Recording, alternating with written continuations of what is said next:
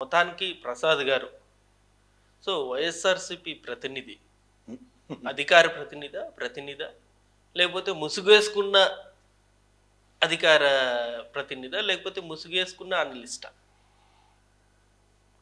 ఇప్పుడు మీరు అడిగిన ప్రశ్నలోనే సమాధానం కన్నా ఆతృత ఎక్కువ ఉంది మీకు. ఎలాగోలో నాకు ఎలక్షన్స్ దగ్గర నుంచి ఎలక్షన్స్ ముందు నుంచి అందరూ వేసిన కండువని ఇంకోసారి సార్థకత చేద్దామని ప్రయత్నిస్తున్నట్టున్నారు. సార్ ఒకటి, if I really want to join in YSRCP, లేదంటే నేను అధికార ప్రతినిధి అవ్వాలి, అవన్నీ అంబిషన్స్. నాకు అధికార ప్రతినిధి ఇచ్చినా ఇవ్వకపోయినా నేను వైఎస్ఆర్సీపీ సానుభూతి పరుడా లేకపోతే మీరు అన్నట్టు ముసుగు తీసుకున్నా ఇవన్నీ కాదు సార్. ఫస్ట్ ఆఫ్ ఆల్ ఏంటంటే, నేను ఎందుకు ఆడ్ మ్యాన్ అవుట్ కింద కనబడుతున్నానంటే, జగన్మోహన్ రెడ్డి అనే వ్యక్తిని టార్గెట్ చేశారు అందరూ. నేను కూడా మొదట్లో నా విశ్లేషణలో కొంచెం నెగిటివే ఉండేది అతనితో. If you really recollect my early days. నా కాన్సెప్ట్ ఏంటంటే సార్, నేను ఏదైనా కన్విన్స్ అయితేనే కానీ నేను చచ్చినా మాట్లాడను. పైపచ్చిన గ్రాస్ రూట్ లెవెల్లో దానికి క్రాస్ చెక్ అది వాస్తవమో కాదో తెలుసుకుంది నేను చచ్చినా విశ్లేషించను సార్. జనరల్గా వీరు ఎప్పుడు మాట్లాడినా ఎప్పుడు చూసినా చాలా అగ్రెసివ్గా మాట్లాడుతూ ఉంటారు. అంటే లైక్ ఇప్పుడు పవన్ కళ్యాణ్ గారి మీద లేకపోతే చంద్రబాబు నాయుడు గారి మీద చాలా అగ్రెసివ్గా మాట్లాడుతారు. ఎందుకని సార్ అలా? అంటే లైక్ వాళ్ళంటే ఏమన్నా మీకు పర్సనల్గా ఎప్పుడన్నా ఏమన్నా ఇబ్బంది పెట్టారా? ఏమీ ఇబ్బంది కాదు, పర్సనల్గా అసలు కానీ కాదు. వాట్స్ యువర్ ఎయిమింగ్ అన్న దగ్గర కాంట్రడిక్షన్ ఉండకూడదు కదా. అంచేత నాకు ఆ నిలకడలేనితనం నాకు నచ్చదు. ప్రధాన సమస్య సొల్యూషన్ వచ్చినప్పుడు మంచిదని చెప్పాలి కదా అట్లీస్ట్. తర్వాత 17 మెడికల్ కాలేజీలు ఇప్పుడు ఆరోగ్యశ్రీలు అడదనుకుంది. గవర్నమెంట్ హాస్పిటల్తో ఎలా చేసి గవర్నమెంట్ హాస్పిటల్లోనే ఆల్ ఇన్ఫ్రాస్ట్రక్చర్స్తో చేస్తామన్నారు అనుకోండి సార్. ప్రాబ్లం సొల్యూషనే కదా, పర్మనెంట్ సొల్యూషనే. నాడు నేడు స్కూల్ పరివర్తన, అదే పవన్ కళ్యాణ్ వెళ్ళి చూశాడు, అదే లోకేష్ వెళ్ళి చూశాడు, నచ్చింది కదా. ఇది బాగుందన్న దగ్గర ఇవాళ మళ్ళీ స్కూల్ కుదిస్తామంటే ఎగ్జాంపుల్స్ చెప్తున్నాను. సో వీటిలన్నింటిలోంచి ఒక ఇన్నోవేటివ్గా ఇప్పుడు ఇదే 2020 విజన్ అన్నారు. తర్వాత చంద్రబాబు గారు గెలిచారో ఓడిపోయారండి. ఒక హైటెక్ సిటీ మైక్రోసాఫ్ట్ తెచ్చి ఆయన ఓడిపోయారు, గచ్చిబౌలి స్టేడియం పెట్టి. ఎగ్జాంపుల్ చెప్తున్నాను. తర్వాత వచ్చిన ఏ ముఖ్యమంత్రి అయినా కంటిన్యూషన్ వదిలేరా? రాజశేఖర రెడ్డి గారి కానీ, రోసయ్య గారు కానీ, కిరణ్ కుమార్ రెడ్డి గారు కానీ, కేసీఆర్ ఇప్పుడు రేవంత్ రెడ్డి గారి దాకా ఎవరైనా వదిలేరు? కంటిన్యూ చేసి మరి లేట్ పెద్దానికి నిలకడలేని తనమే కదా. ఎందుకు నచ్చాలా? ప్రజలకి మంచి ఏది జరిగిందో అది కూడా చేయకపోతే రిట్ ఆఫ్ మ్యాండబస్ తీర్పు మాత్రం తెచ్చుకోవడం తెలుసు వీళ్ళకి. ప్రభుత్వం అన్నది ఒక నిరంతరం. మేమండి ప్రజాస్వామ్యం, మేము ప్రజలు, న్యాయ నిర్ణేతలు. మాకు ఒకసారి తెలుగుదేశం కావాలి, ఒకసారి వైఎస్ఆర్సీపీ కావాలి. కానీ మీరు వైఎస్ఆర్సీపీ చేసింది కాబట్టి మేము చేయం, లేదా తెలుగుదేశం చేసింది కాబట్టి మేము చేయం అంటే వాట్ ఈస్ దిస్? మళ్ళీ మాకు వ్యవస్థలే పరిరక్షణకు వస్తున్నాయి. ఇప్పుడు ఉదాహరణకు అమరావతి 3 రాజధానులు అన్నాడు ఆయన. ఎగ్జాంపుల్, రాజధాని తరలింపుకి ఈ రోజు ఆయన పునాది వేయలేదు కదా, వ్యవస్థే కదా ప్రొటెక్షన్ ఇచ్చింది రిట్ ఆఫ్ మ్యాండబస్ తీర్పు. అంటే ప్రజాస్వామ్యాన్ని పేరు ఎందుకు పెట్టి మీరు ఎందుకు నాటకలాడుతున్నారు? అమరావతి రైతులు, మహిళల మీద దాష్టికాయలు, జాతీయ మహిళా కమిషన్ వచ్చి ఏం చేసింది? వాయినాలు అట్టుకుపోతారా? తాంబూలాలు తీసుకుపోతారా? బీజేపీ చేస్తున్న న్యాయం మన రాష్ట్రానికి కళ్ళ ముందు కొట్టొచ్చినట్టు కనబడినప్పుడు ఎందుకు మాడకూడదు? చెంబుడు నీళ్లు మట్టి, ఇంత మట్టి ఇచ్చినప్పుడే మనం అర్థం చేసుకోవాలి. మరి అప్పటి నుంచి ఇంకా నాకు మంట ఎక్కిపోయింది. ఇప్పుడు పవన్ కళ్యాణ్ గారు రాష్ట్ర విభజనప్పుడు నేను కూడా ఒక సమైక్య రాష్ట్రం విడిపోయే మీద నా ఆక్రందని నా రూపంలో ఆయన మాట్లాడి నేను నిజంగా ప్రైజ్ చేశాను. బట్ కంటిన్యూటీ అది ఆయన సొంత తండ్రి గారండి, దేవుడితో సమానం ఎవరికైనా తండ్రి. ఆయన ఒక కమ్యూనిస్ట్ భావజాలాన్ని కూడా ఈయనకి నచ్చినంగా రాజకీయంకి మలుచుకొని వాళ్ళ రాముడు ఆ నినాదంతో, ఆయన రామనామ స్మరణతో ఆయన చనిపోయాడని చెప్తాం. ఎంతవరకు సమంజసం? మా ఇంట్లో కూడా కుటుంబాలు ముస్లిం కమ్యూనిస్టు కుటుంబాలు ఎలా సచ్చారో ముస్లింలు నాకు తెలుసు. దేవుడు అంటే కనీసం టాలరెంట్. ఆ ఇన్కన్సిస్టెన్సీ నాకు ఎప్పుడు నచ్చదు. సో దాని మీద కంటిన్యూటీ ఉండదు. ఎవరికైనా చూడండి, అందరూ ఈల్డ్ అయ్యే వాళ్ళే ఉన్నారు. ఆ ఈల్డ్ అవ్వడం నాకు కుదరదు. నేను దాంతో కాంప్రమైజ్ కాదు. అందాకే ఎందుకు సార్ ఎన్నో డిబేట్లు తెలుగుదేశం వాళ్ళకి ఎంట్ల పెట్టేవారు జనసేనలో అమ్మనా బూతులతో.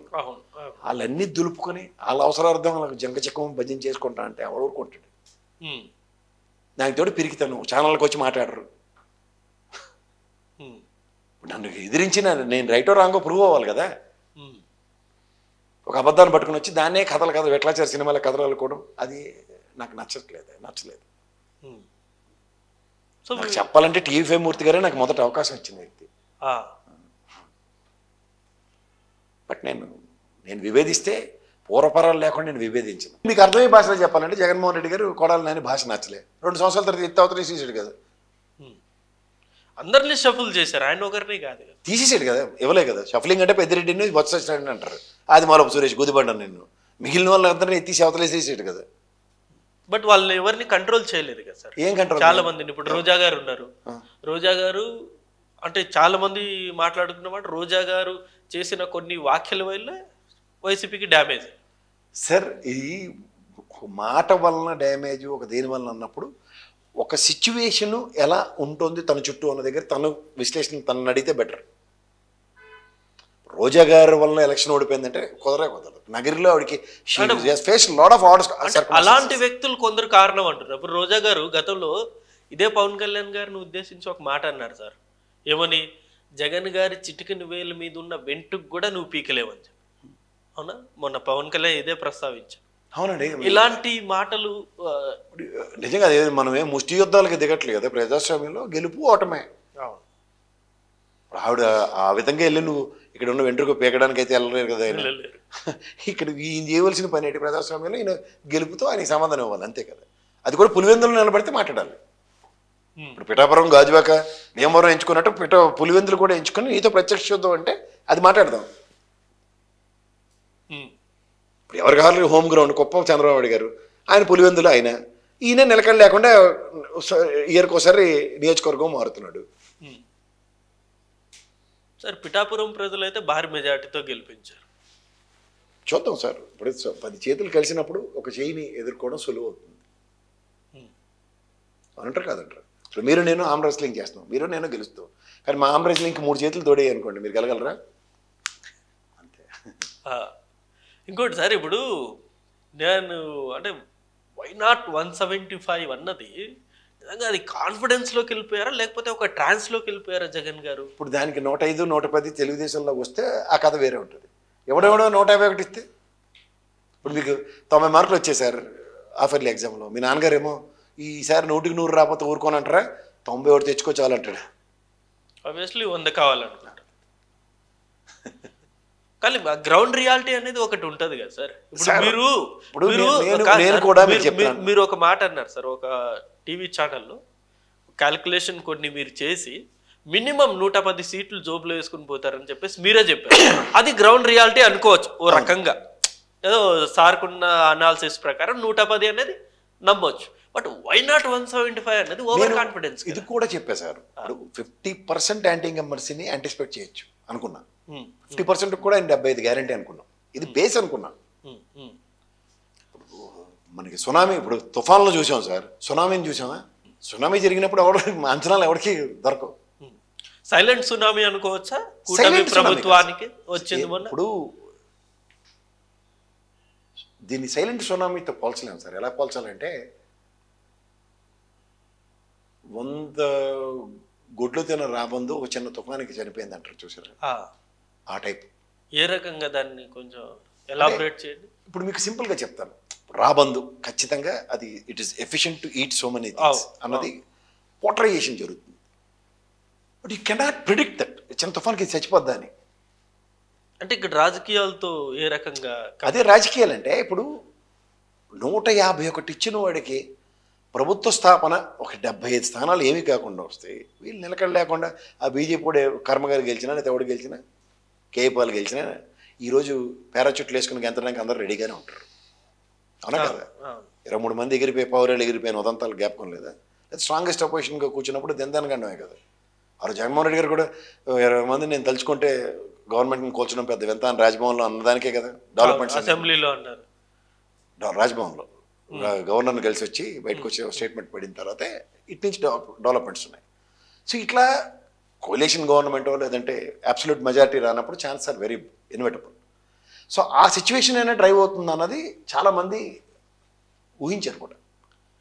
నేనైతే 50% ఎందుకని అంత అంటే కేవలం 11 స్థానాలు పరిమితం చేశారంటే ఇక్కడ కేవలం చంద్రబాబు నాయుడు గారి మీద ప్రేమతో ఓటేసింది కాదు, జగన్ గారి మీద.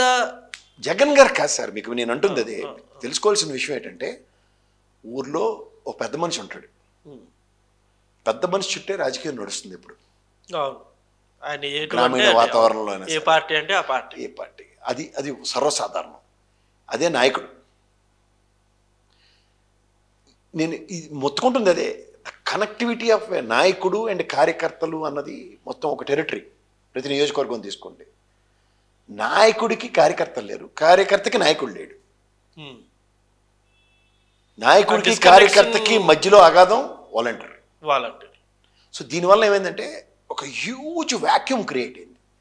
సో వాలంటీర్లే అతిపెద్ద మైనస్. జగన్మోహన్ రెడ్డి క్యాల్కులేషన్ ఏంటంటే, నా నాయకులు నా కార్యకర్తలు లిమిటెడ్ ఎడిషన్, కానీ ప్రజలు ఒక ట్రాన్స్పరెంట్ గవర్నెన్స్ చూసినప్పుడు what is the reciprocative attitude, కృతజ్ఞతా భావం చాటుకుంటారు అన్నది ఎన్వర్టెడ్గా అమలు పెట్టుకున్నాడు ఆయన. కృతజ్ఞతా భావం ఎంతమందికి ఉంది? 40% ఓటు బ్యాంక్ వాళ్ళకి. మిగిలిన 60%లో మీరు అన్నట్టు మా నాయకుడు, మా రెడ్డి, మా పెద్ద ఆయన, మా సోదరి, మా అన్న ఎవరైతే ఉన్నారో ఆ టెరిటరీస్ అన్ని తెలియకుండా అలా మిస్ అయిపోయి,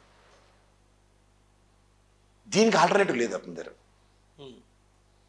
కాసేపు నా ఎస్సీలు, నా బీసీలు, నా ఇది అన్న దగ్గర అసమానతలు ఎక్కడికక్కడ ఉన్నాయి.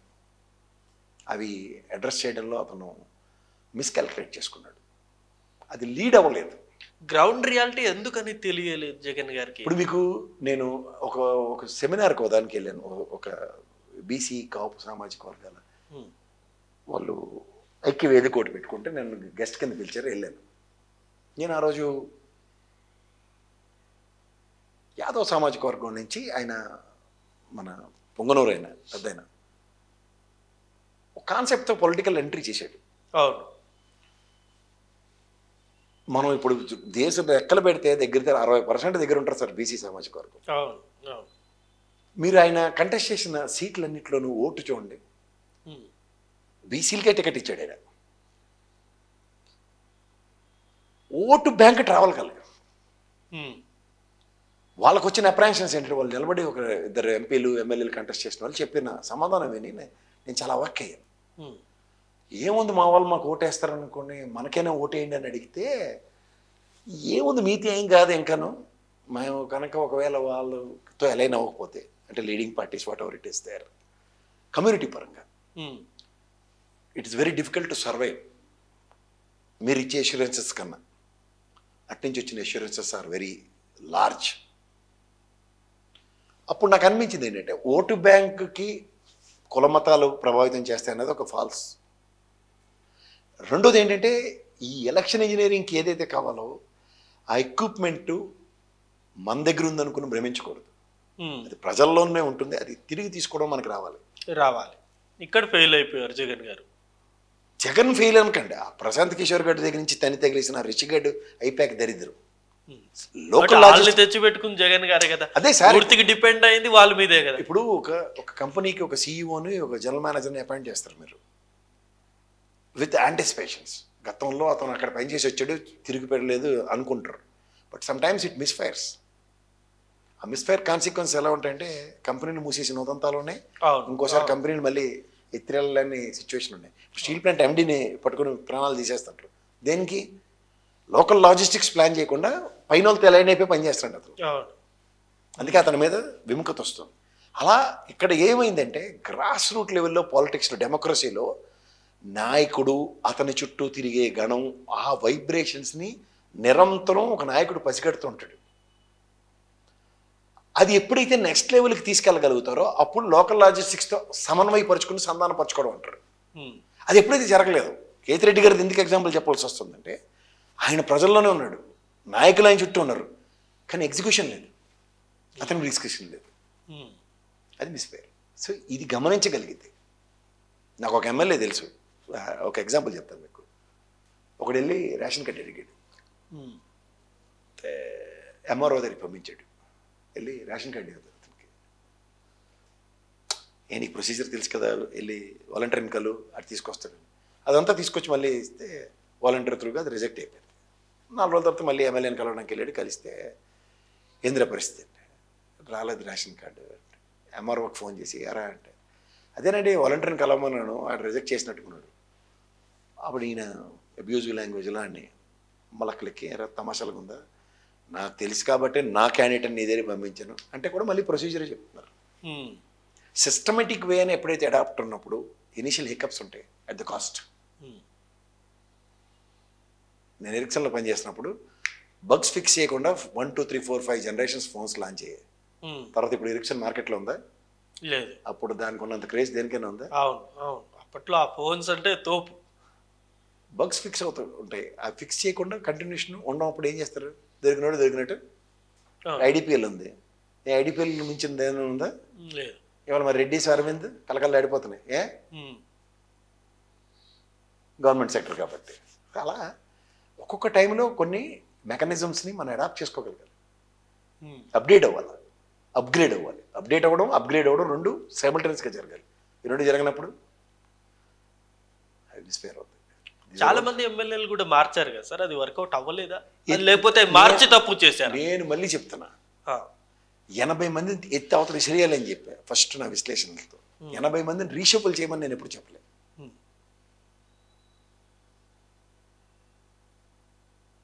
అసలు కంప్లీట్ టికెట్ ఇవ్వద్దని చెప్పి. మీదే ఊరు సార్? అనంతపూర్ కదా. అనంతపూర్లో మీకు స్థానికత ఎంత కాదన్నా మీ చుట్టూ 10 మంది ఉంటారు. అవును.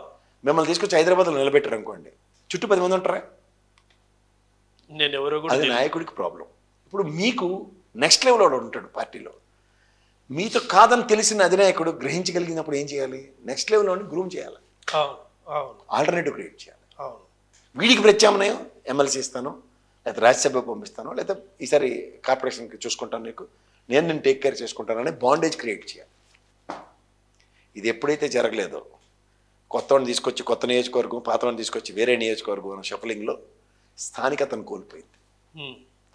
స్థానికత ఉన్నవాడిని రీప్లేస్ చేసినప్పుడు Yerragondapalem is the biggest case study. కొత్త క్యాండిడేట్కి ఇచ్చి అతన్ని గ్రాస్ రూట్ లెవెల్లో జగన్ ఐడియాలజీని అడాప్ట్ చేసుకుని పనిచేయడంలో చంద్రశేఖర్ 200% సక్సెస్. స్థానిక ప్రాబ్లమ్స్ని అడ్రస్ చేయడానికి క్యాండిడేట్కి వెసులుబాటు దొరికింది. ఆ కేస్ స్టడీని ఫాలో అయితే ఎవరైనా. అదే పక్కన ఉన్న అదేమోరండి ఎర్రగొండపాలెం తర్వాత దర్శి శివన్నని వాళ్ళ నాన్నగారి కోసం 5 సంవత్సరాలు రాజకీయ క్షేత్రంలో లేనప్పుడు మళ్ళీ పునరాగమంతో సక్సెస్ నేరేషన్. అదే మన నాగార్జున రెడ్డి గారిని, అది ఎవరండి ఎర్రగొండపాలెం తర్వాత మార్కాపురం, వాళ్ళ నాన్నగారి వైభవం, ఆ అబ్బాయి లోకలిటీ, అక్కడ లోకల్ని బాబురావు గారిని తీసుకొచ్చి మార్చడం ఎగ్జాంపుల్స్. అవి చాలా డ్యామేజ్ చేస్తాయి. అభివృద్ధి చేసిన తోటి చెప్పుకో చావడం రాని జడ్డి మాలోకాలు ఎవరంటే వాళ్ళే వైఎస్ఆర్సీపీ వాళ్ళు. సోషల్ మీడియా వైఎస్ఆర్సీపీలో సార్ ఇంకో అతిపెద్ద ప్రాబ్లము నేను అబ్జర్వ్ చేసింది, ఇప్పుడు మీలాంటి వ్యక్తులు ఉన్నారు, లేకపోతే వైఎస్ఆర్సీపీ నాయకులే ఉన్నారు. ఆ నాయకులు కొందరు ఈ క్యాలిక్యులేషన్స్ మేము ఇలా చేశాము అని చెప్పేసి వాళ్ళు ప్రజలకు చెప్తున్న తరుణంలోనే కొందరు బూతుల్ని తీసుకొచ్చి ఇంపోజ్ చేశారు. మీకు 2 విషయాలు బూతుల్ని వైరల్ చేశారు కానీ దీన్ని వైరల్ చేయడం మర్చిపోయారు. మీకు 2 విషయాలు చెప్తా. ఇవాళ మండల్లో తొక్క తీసి తోలు ఏం చేస్తున్నారు? గొరడు కళ్యాణి గారు కానీ మొండితోక అసలు మామూలుగా ఆడుకోవట్లేదు డేటాలతో. మీరు సాధారణంగా అప్పుడు ఎందుకు మాట్లాడలేదు? అవునవును. మీకు విషయం చెప్తా. చిన్నపిల్లడు ఏడుస్తున్నాడు అనుకోండి, మీరు ఏడు చేస్తారు? బుజ్జగిస్తాము, ఏదన్నా ఒక గెలకిస్తారు అక్కడ కాడుకోవడానికి, నోట్లో పెట్టుకోవడానికి. అలా ఈ కూటమి ఏం చేసిందంటే అండి, తెలియకుండానే పవన్ కళ్యాణ్ గారిని ట్రాప్ వేసాలకి ఇచ్చేసింది. వాళ్ళంతసేపు పవన్ కళ్యాణ్ గారు చుట్టే ఆడుకోవడం స్టార్ట్ చేశారు. అదొక అనదర్ బిగ్గెస్ట్ సెట్ బ్యాక్. ఆ లెవెల్ నెక్స్ట్కి వెళ్ళలేదు. ఇక్కడ ఒక టాల్ పర్సనాలిటీ చంద్రబాబు నాయుడు అనే వ్యక్తిని ఇగ్నోర్ చేశారు. ఈజ్ నథింగ్ అన్నారు కదా జగన్ గారు. నథింగ్. చంద్రబాబు గారు ఈజ్ నథింగ్ అన్నారు ఆయన. మీకు ఎప్పుడైనా గుర్తుంచుకోండి సార్, పెద్ద పవన్ అయినా చిన్న పవన్ అయినా పెద్ద కర్రతోనే కొట్టమని. కాంగ్రెస్ ని కొన ప్రాణం వదిలేరు. చంద్రబాబు గారు 23 స్థానాల్లో గెలిచారని చెప్పి ఇగ్నోరెన్స్. ఈ 2 రెప్రికేషన్స్ 124కి తీసుకొచ్చింది. ఎందుకని పవన్ కళ్యాణ్ గారిని ఫోకస్ చేశారు? వాళ్ళ మెయిన్ టార్గెట్ ఏంటంటే పవన్ కళ్యాణ్ ఇండిపెండెంట్గా నిలబడితే చాలు ఈ పని సులువు అవుతుందని ఉచకాయించారు. ఆయన వజ్రాయుధం సినిమా చూసారు, రెచ్చిపోతే చచ్చిపోతాం అని గ్రహించింది మొదటి వ్యక్తి. ఆయనకి తెలుసు ఒక విడిగా పోటీ చేస్తే ఏం జరుగుతుందో తెలుసు. విడిగా పోటీ చేస్తే 4 ఆవులు కదేనండి. ఆవులు విడిగా ఉంటే పులిని చంపలేవు, అది వాళ్ళకి రియలైజ్ అయిపోయారు. ఈయనకి పులి పులి పులి అని పంపు కొట్టేసరికి ఈయన పెద్దవాడు అయిపోయాడు. ఆయన పులిని అనుకుని వచ్చాడు ఆయన. కానీ సిద్ధం సభలకు వచ్చిన జనాలు ఏ రాష్ట్రంలో కూడా ఎవరు కూడా అంతమంది జనాలు రాలేదు అసలు. ఇప్పుడు మనకి రిపబ్లిక్ డే పెరేడ్ ఉంటుంది సార్, ఏదో ఒక్కొక్కటి ఇలా ప్రదర్శిస్తారు, అంతేకాని మా దగ్గర ఇది ప్రదర్శించింది ఇన్ని ఉన్నాయని ఎప్పుడు చెప్పరు. అదే జరిగింది. రాష్ట్రంలో 4 పార్టీలు చేసి 4 సిద్ధం సభలు పెట్టి 4 నుంచి తరలించి చూపించారు. తరలించడం అనుకన్నా స్వచ్ఛందంగా వచ్చి చూపించారు. అయ్యో బాబోయ్ అన్నది బయలు నుంచి ఏమవుతుంది? స్వచ్ఛందంగా వచ్చారా లేకపోతే మొబిలైజ్ చేశారా? 2 ఉంటాయి సార్, 60-40 లేకుండా ఉండదు. ఉంటుంది. ఒరిజినల్గా అలాంటి దగ్గర ఆ ఎండలకి అలా రావడం, స్వచ్ఛందంగా రావడం కూడా గ్రేట్, తరలించిన రావడం ఇంకంతకన్నా గ్రేట్. మిడ్ సమ్మర్లోనే కదా అదే, చిన్న శతకాయలు లేవు ఆ టైం. సో అవి చూసి జగన్ గారు ఇక వేరే స్టేజ్కి వెళ్ళిపోయారు. ఆయన ఇక విజయం మాదే అన్నట్టు. ఈడి పక్కన రిషిగడాలు భజన బ్యాచ్ ఉన్నారు కదా, ఇంగ్లీష్ అంటారు చూడండి. ఇంగ్లీష్లో ఎప్పుడైనా సరే బ్యూరోక్రాట్ వ్యవస్థ. గతంలో చంద్రబాబు గారికి ఇదే కంపెనీ లాగా నడిపారా జగన్ గారు? అంటే ఆయన మీరు ఎప్పుడైనా గుర్తుంచుకోండి, the improved version of Chandrababu Naidu గారే చూపించారు. ఆయన సిఇఓ అనేవారు అందరూ. అవును, సిఇఓ ఇలా ఉంటాడు, ఎగ్జిక్యూషన్ ఇలా ఉంటుందని ఒరిజినల్గా ఎగ్జిక్యూట్ చేసి చూపించాడు Chandrababu Naidu. Tit for tat పాలిటిక్స్లో సర్వైవల్ ఈజ్ ఆల్వేస్ క్రిటికల్. ఇంకొకటి, ప్రజలకి జగన్ గారు డిస్కనెక్ట్ అయిపోయారు. ఎప్పుడైతే జగన్ గారు సీఎం అయ్యారో అప్పుడే డిస్కనెక్ట్ అనకూడదండి. ఎలా అనాలంటే ప్రజలకి ఏం కష్టం ఉందో ఆయన గ్రహించాడు, ప్రజలకి అది ఇచ్చుకుంటూ వచ్చాడు, మళ్ళీ అది ఇవ్వడానికి సిద్ధపడే ఉన్నాను అన్నది కంటిన్యూస్ ప్రామిస్తో ఆయన ఎలక్షన్కి వెళ్ళాడు. ఆ కంటిన్యూస్ ప్రామిస్ ఎప్పుడైనా సరే ఒట్టు గట్టు మీద పెట్టారు ప్రజలు. అంటే ప్రజల్లో కలవడం అన్నది ఎప్పుడైనా జరగలేదు కదా సార్. ఎవరెవరిని కలిసి ఒకటి సార్, పాదయాత్ర అప్పుడు మనం చూసాం, ప్రతి ఒక్కరిని ముద్దాడినో లేకపోతే దగ్గర తీసుకోనో వాళ్ళ ఇంట్లో కూర్చొని భోజనం చేసి టీ తాగిన వ్యక్తి సడన్ గా ముఖ్యమంత్రి అయిన తర్వాత కేవలం హెలికాప్టర్లో వచ్చి ఆడ దిగి మళ్ళీ హెలికాప్టర్లో వెళ్ళిపోతే ప్రజలు ఏమనుకుంటారు? ఇప్పుడు ముఖ్యమంత్రి రోజు వెళ్ళి సెకండ్ లేవలేడు కదా సార్.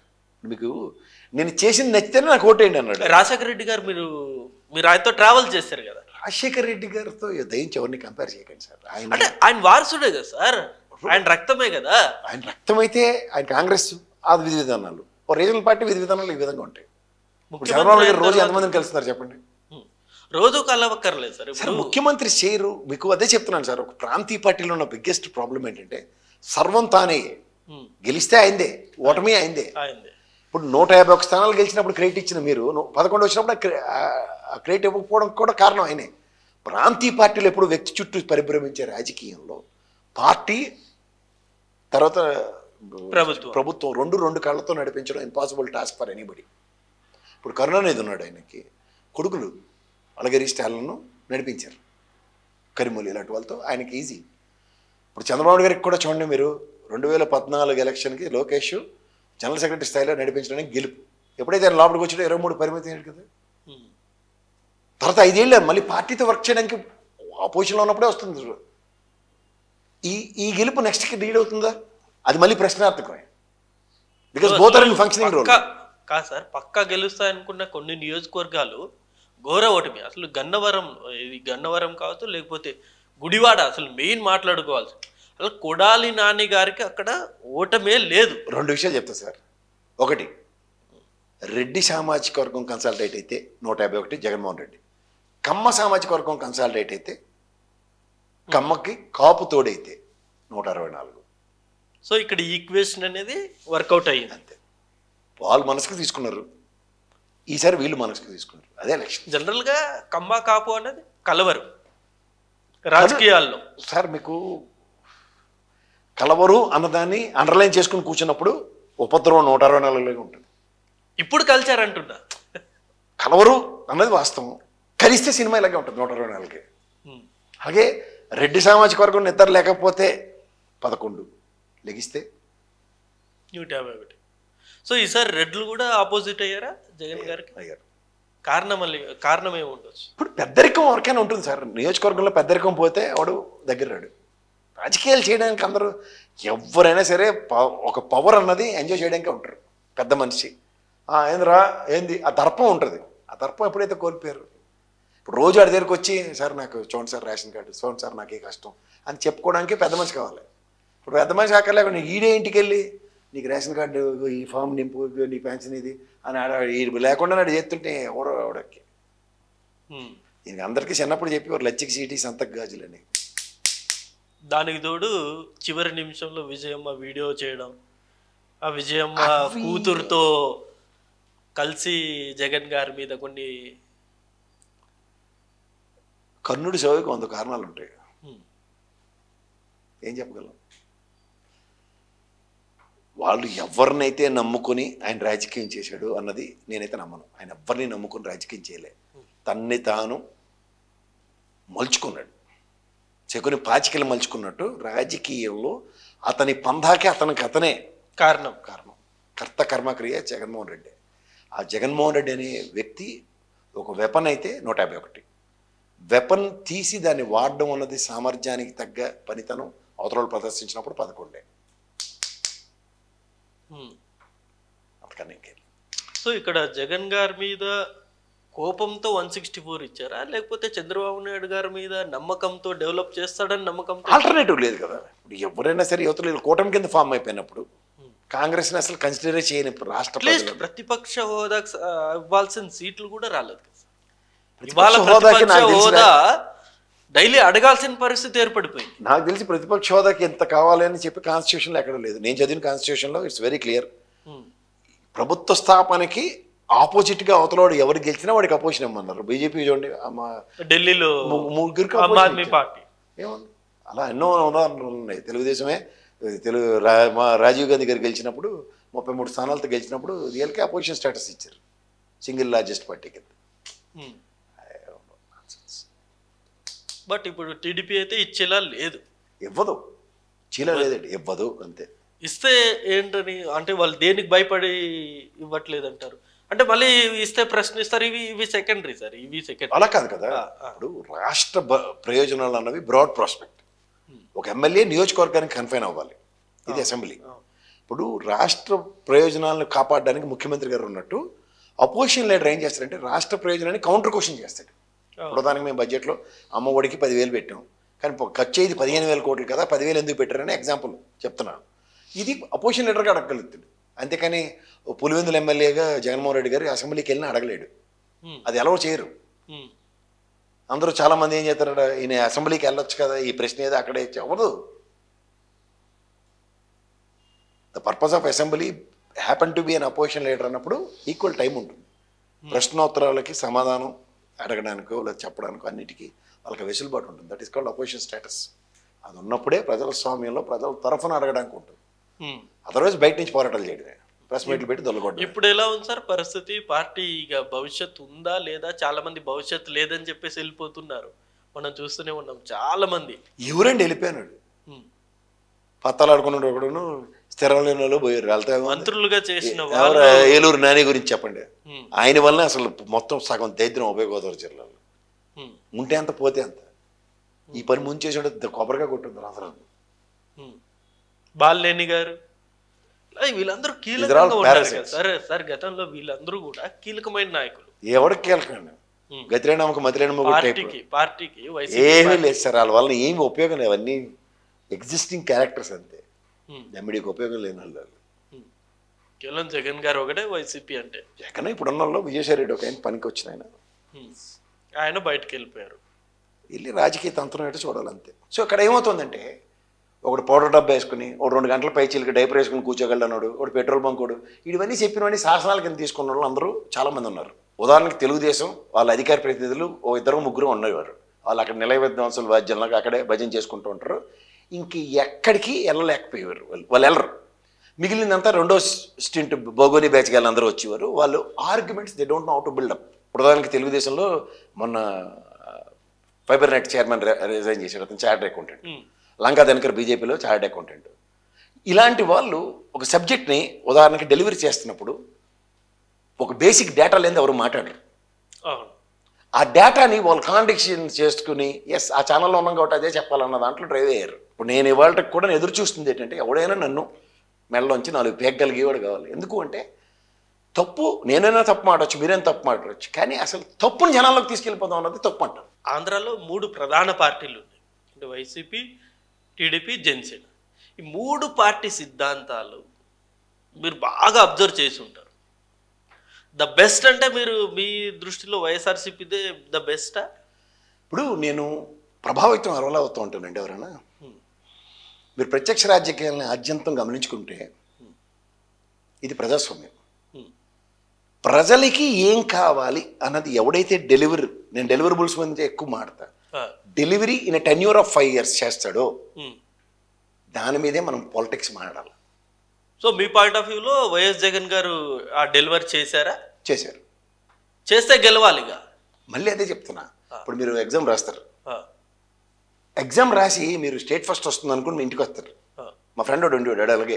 ఎగ్జామ్స్ అయిన తర్వాత కాలేజ్ ఫస్ట్ నాదే రానివాడు, రిజల్ట్స్ వచ్చేది అక్కడ. ఆ రిజల్ట్స్ రాగానే ఫస్ట్ క్లాస్లో పాస్ అయ్యి ఇంట్లో ఉండేవాడు తప్ప వాడికి కాలేజ్ ఫస్ట్ వచ్చేది కదా. అలాగే ఉంటుంది ఇది. ప్రతిదానికి గెలుపుకోవటములు కొలమానం కాదు సార్.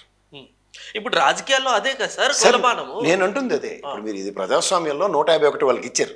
అప్పుడు ఏ ప్రాతిపదికన ఇచ్చారు? ఇదే చంద్రబాబు నాయుడు గారు, ఇదే కూటమే కదా. ఇప్పుడు కూడా వీళ్ళకి 11 స్థానాలు ఇచ్చారు, వాళ్ళకి 124 ఇచ్చారు. ఇదే చంద్రబాబు నాయుడు గారు, ఇదే కూటమే కదా. అదే జగన్మోహన్ రెడ్డి గారు కదా. కానీ ఈ రెండిట్లోనూ బ్యాలెన్స్ మీరు చూసుకోగలిగితే 40% ఓటు బ్యాంక్ రెండు పార్టీలకు ఉన్నాయి. అది గమనించండి మీరు. ఇప్పుడు మనం నెక్స్ట్ ఆఫ్టర్ 2029 జరగబోయేది ఈరోజు నేను మీరు మాట్లాడడం కూడా హాస్యాస్పదంగా ఉంటుంది. దీన్ని గెలుపుతో ముడిపెట్టి 23 స్థానాలు వచ్చి తెలుగుదేశం అయిపోయింది, నిర్వీర్యం అయిపోయింది అని అందరూ మాట్లాడినప్పుడు హౌ దే బౌన్స్ బ్యాక్. అది వాళ్ళకి మాత్రమే ఇన్వర్టెడ్ కామర్స్లో ఉందా? ఇది ఎవరికైనా వర్తిస్తుంది కదా. అది వైఎస్ఆర్సీపీ కావనండి, లేకపోతే ఇంకోళ్ళు కావనండి. ఇప్పుడు 0 ప్రస్థానంతో మొదలైన Janasena span of no time 10 ఏళ్ళ తర్వాత 21 100% స్ట్రైక్ రేట్ అని మాట్లాడుతున్నారు లేదా? This is how the politics are. So దీని గెలిపోవడంతో ముడిపెట్టి మాట్లాడినప్పుడు 5 సంవత్సరాల క్రితం 151 వచ్చింది, ఇవాళ 124 వచ్చిందని కూడా కంపేర్ చేసి మాట్లాడాలి మనం. That is possible. So this is also possible. ఒకటి సార్, ఇప్పుడు మీరు ఇందాక అన్నట్టు మొత్తం డెలివరీ చేశారు, ఇచ్చిన ప్రామిసెస్ నిలబెట్టారన్నప్పుడు అట్లీస్ట్ ఒక 50-60 సీట్లన్నా రావాలి కదా అంటున్నాను సార్. దానికి ఒక లాజిక్ ఉంది సార్. ఇగ్నోరెన్స్ ఇస్ డెత్ అని వివేకానందుడు చెప్పింది. వైఎస్ఆర్సీపీ ఏం చేసిందంటే టోటల్ కంటెంట్ వాళ్ళది ఏంటంటే పవన్ కళ్యాణ్ అనే వ్యక్తిని ఇండిపెండెంట్గా నిలబెడితే ఈ విల్ డిస్ట్రాయ్ ద పాలిటిక్స్. అంటే ఐ మీన్ అటు తెలుగుదేశానికి యువతలు ఇంకెవరికి మనశ్శాంతి లేకుండా, ఎందుకంటే 40-40% ఉన్న వాళ్ళని ఎప్పుడైనా సరే మీకు గుర్తుంచుకోండి 20% ఈజ్ ఆల్వేస్ డిసైడింగ్ ఫ్యాక్టర్. ఈ 10% ఇందులో వివిధ పార్టీలు, ఇంకో 10% అన్డిసైడెడ్ ఫ్యాక్టర్ ఒకటి. వీళ్ళే ఎప్పుడు ఎలక్షన్స్ శాసిస్తారు. సో ఇక్కడ ఏమవుతుందంటే 4 ఎడ్లు పులి కథ తెలుసు కదా మీకు. 4 ఎడ్లు విడివిడిగా ఉన్నప్పుడు పులి తినడం చాలా ఈజీ. ఇందులో కన్సిస్టెంట్గా ఉన్నది ఏంటంటే పులి వైఎస్ఆర్సీపీ, ఎందుకంటే వాడు సింగిల్గానే పోరాడుతున్నాడు. వీళ్ళు ఏంటంటే వీళ్ళు ప్రత్యక్ష ఎలక్షన్స్లో జగన్మోహన్ రెడ్డిని ఢీకొట్టాలంటే నాతో కాదు, నాతో అంతకన్నా కాదని BJP, Telugu Desam and Janasena party ఇండివిజువల్గా దే హ్యావ్ డిసైడెడ్ ఇట్. మీకు సిద్ధం సభలో నేను చాలా విశ్లేషణలు చెప్తున్నా. జగన్మోహన్ రెడ్డి ఏంటంటే మొత్తం బలప్రదర్శన చేసాడు, దిస్ ఈజ్ వాట్ మైన్ అని. వాళ్ళు ఏం చేశారు, ఇది మా చేతకాంతనం అని వాళ్ళు పెట్టుకున్నారు. ఏంటి, మేము ఎంత కష్టపడినా 45 స్థానాల్లో మా జీవితంలో తెలుగుదేశం గెలవంది, 30-35% ఓటు బ్యాంక్ మా దగ్గర ఉంది, అది తప్ప మా దగ్గర ఇంకేం లేదు. ఎందుకంటే మీరు పులివెందుల ఎలక్షన్ చూసుకోండి, సతీష్ రెడ్డి గారు వచ్చారు కదా, ఆయన అన్నిసార్లు ఓడిపోయారు. రాజశేఖర రెడ్డి గారి మీద ఓడిపోయారు, జగన్మోహన్ రెడ్డి గారి మీద ఓడిపోయారు. కానీ ఆయన ఎప్పుడు 30-35% ఓటు బ్యాంక్ స్థిరంగా కన్సాలిడేట్ చేసుకున్నాడు. సో ఇక్కడ ప్రభుత్వ వ్యతిరేకత ఉంది. నెక్స్ట్ ప్రభుత్వ వ్యతిరేకత ఇలా ఆర్టిఫిషియల్ ఇంటెలిజెన్స్లో ప్రజల్లోకి అబద్ధాలని బాగా చొప్పించగలిగారు. అంటే ఇక్కడ కేవలం టీడీపీ జనసేన వీళ్ళు ఇది ప్రొజెక్ట్ చేశారు, తప్పుని ప్రజల్లో తీసుకెళ్లారు, అబద్ధాలని ప్రజల్లో తీసుకెళ్లారు అంటున్నారు. కానీ జగన్ గారు చేసిన ఇప్పుడు ప్రస్తుతం మాట్లాడుతున్నారు అదే అరాచకమో లేకపోతే తప్పిదాలో అవి మీరు మాట్లాడడం లేదు. మాడతా అది కూడా. ఇప్పుడు ఏమవుతుందంటే ఫస్ట్ నేను అందుకే చెప్పా, జగన్మోహన్ రెడ్డి సిద్ధం సభల్లో బల ప్రదర్శన చేసినప్పుడు వీళ్ళు నిస్సహాయతను ప్రదర్శన చేసుకున్నారు. అప్పుడు ఏం చేయాలంటే మనం స్ట్రైట్ లైన్ మెథడ్లో జగన్ కొట్టలేము. కొట్టనప్పుడు ఏం చేయాలా, ఎక్కడో పడి ఉండి తోకలో ప్రాణంతో కొట్టుకుంటున్న కాంగ్రెస్ స్థిరంగా ఓటు బ్యాంక్ ఉంటుంది వాళ్ళకి. అలాగే కమ్యూనిస్ట్ పార్టీ కాంగ్రెస్ ఉండండి, అదే ఆంధ్రాలో కాంగ్రెస్ జీరో కదా సార్. అదే చెప్తున్నాను, ఉన్నాడు, మీరు గౌరవపడకూడదు. ఏ చచ్చిపోయినా సరే కమ్యూనిస్ట్ పార్టీలకు 1-2% ఓటు బ్యాంక్ ఉంటుంది ఎక్కడో దగ్గర. అలాగే కాంగ్రెస్కి వాళ్ళు వైఎస్ఆర్సీపీ పనిచేసుకొని, తెలుగుదేశం కొంతమందిని పంచుకొని, జనసేన వాళ్ళు పంచుకొని, బీజేపీలో కొంతమంది వెళ్ళిపోయినంత మాత్రాన కొంతమంది దీర్ఘకాలిక ముసలి కొంతమంది ఉంటారు. వాళ్ళు చచ్చో బతికో ఏమి కాదన్నా నాకు కాంగ్రెస్ అనేవాళ్ళు ఉంటారు. మా ఫ్యామిలీలో చాలామంది ఉన్నారు. అలాగే ఎంత కాదన్నా మేము కమ్యూనిస్టులోని ముసలోళ్ళు బతికున్న ముసలోళ్ళు ఉన్నారు. కొందరు ఉంటారు. ఇవి గేమ్ అంటున్నాను, ఆ 10% మీకు గేమ్ చెప్తున్నాను చూడండి. వీళ్ళు ఏం చేశారంటే వీళ్ళు ముగ్గురు కూటమి అయ్యారు. ఇక్కడ మిగిలింది Congress, undecided factor communist. So వీళ్ళని 10%లో కన్సాలిడేట్ చేసుకుని 50% ఎలక్షన్స్కి వెళ్ళారు. నీకైనా 50 రావాలి, నాకైనా 50 రావాలి. ఇక్కడ నా 50 ఏది, వైఎస్ఆర్సీపీది 50, మిగతా అందరిది కలిపి 50 కాదు కాదు, మీరు లాజిక్ మర్చిపోయారు. 40% ఉన్నాయి. అదే ఎవరైనా సరే ఇప్పుడు జగన్మోహన్ రెడ్డికి వచ్చింది 51% లాస్ట్ టైం దగ్గర. ఆ 11%ని టార్గెట్ చేయాలి. ఫస్ట్ వాళ్ళు దానికి ఫిక్స్ అయ్యారు. ఈ కూటమి సారాంశం ఎలక్షన్ ఎట్లా బ్యాటిల్ చేశారంటే ఈ 11%ని ఎలా తప్పించాలి అన్న దగ్గర ఏం చేశారు, వీళ్ళందరూ ఎలానే ఇటు పక్క వచ్చారు. కాంగ్రెస్ని దూరం నుంచి థర్డ్ ఎంపైర్ లాగా గేమ్ చేయమన్నారు. మీకు తెలుసో తెలీదో 17 స్థానాలు 10,000 ఓట్ల లోపున, including Congress and NOTA on an aggregate 6 నుంచి 8,000 ఓట్లు డ్యామేజ్ చేసింది. 17 స్థానాలు.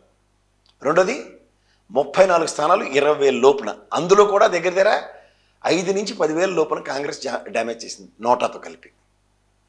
సో టోటల్ మీకు జగన్ గెలిచినవి 11, 17 20 లోపున, 10,000 లోపున, 34 20,000 లోపున. 34 17 ఎంతండి, 51 ప్లస్ 11 ఎంత, 51 ప్లస్ 62. ఫస్ట్ జగన్మోహన్ రెడ్డి 2014లో గెలిచినవి బేర్మెన్ 67 అంతే.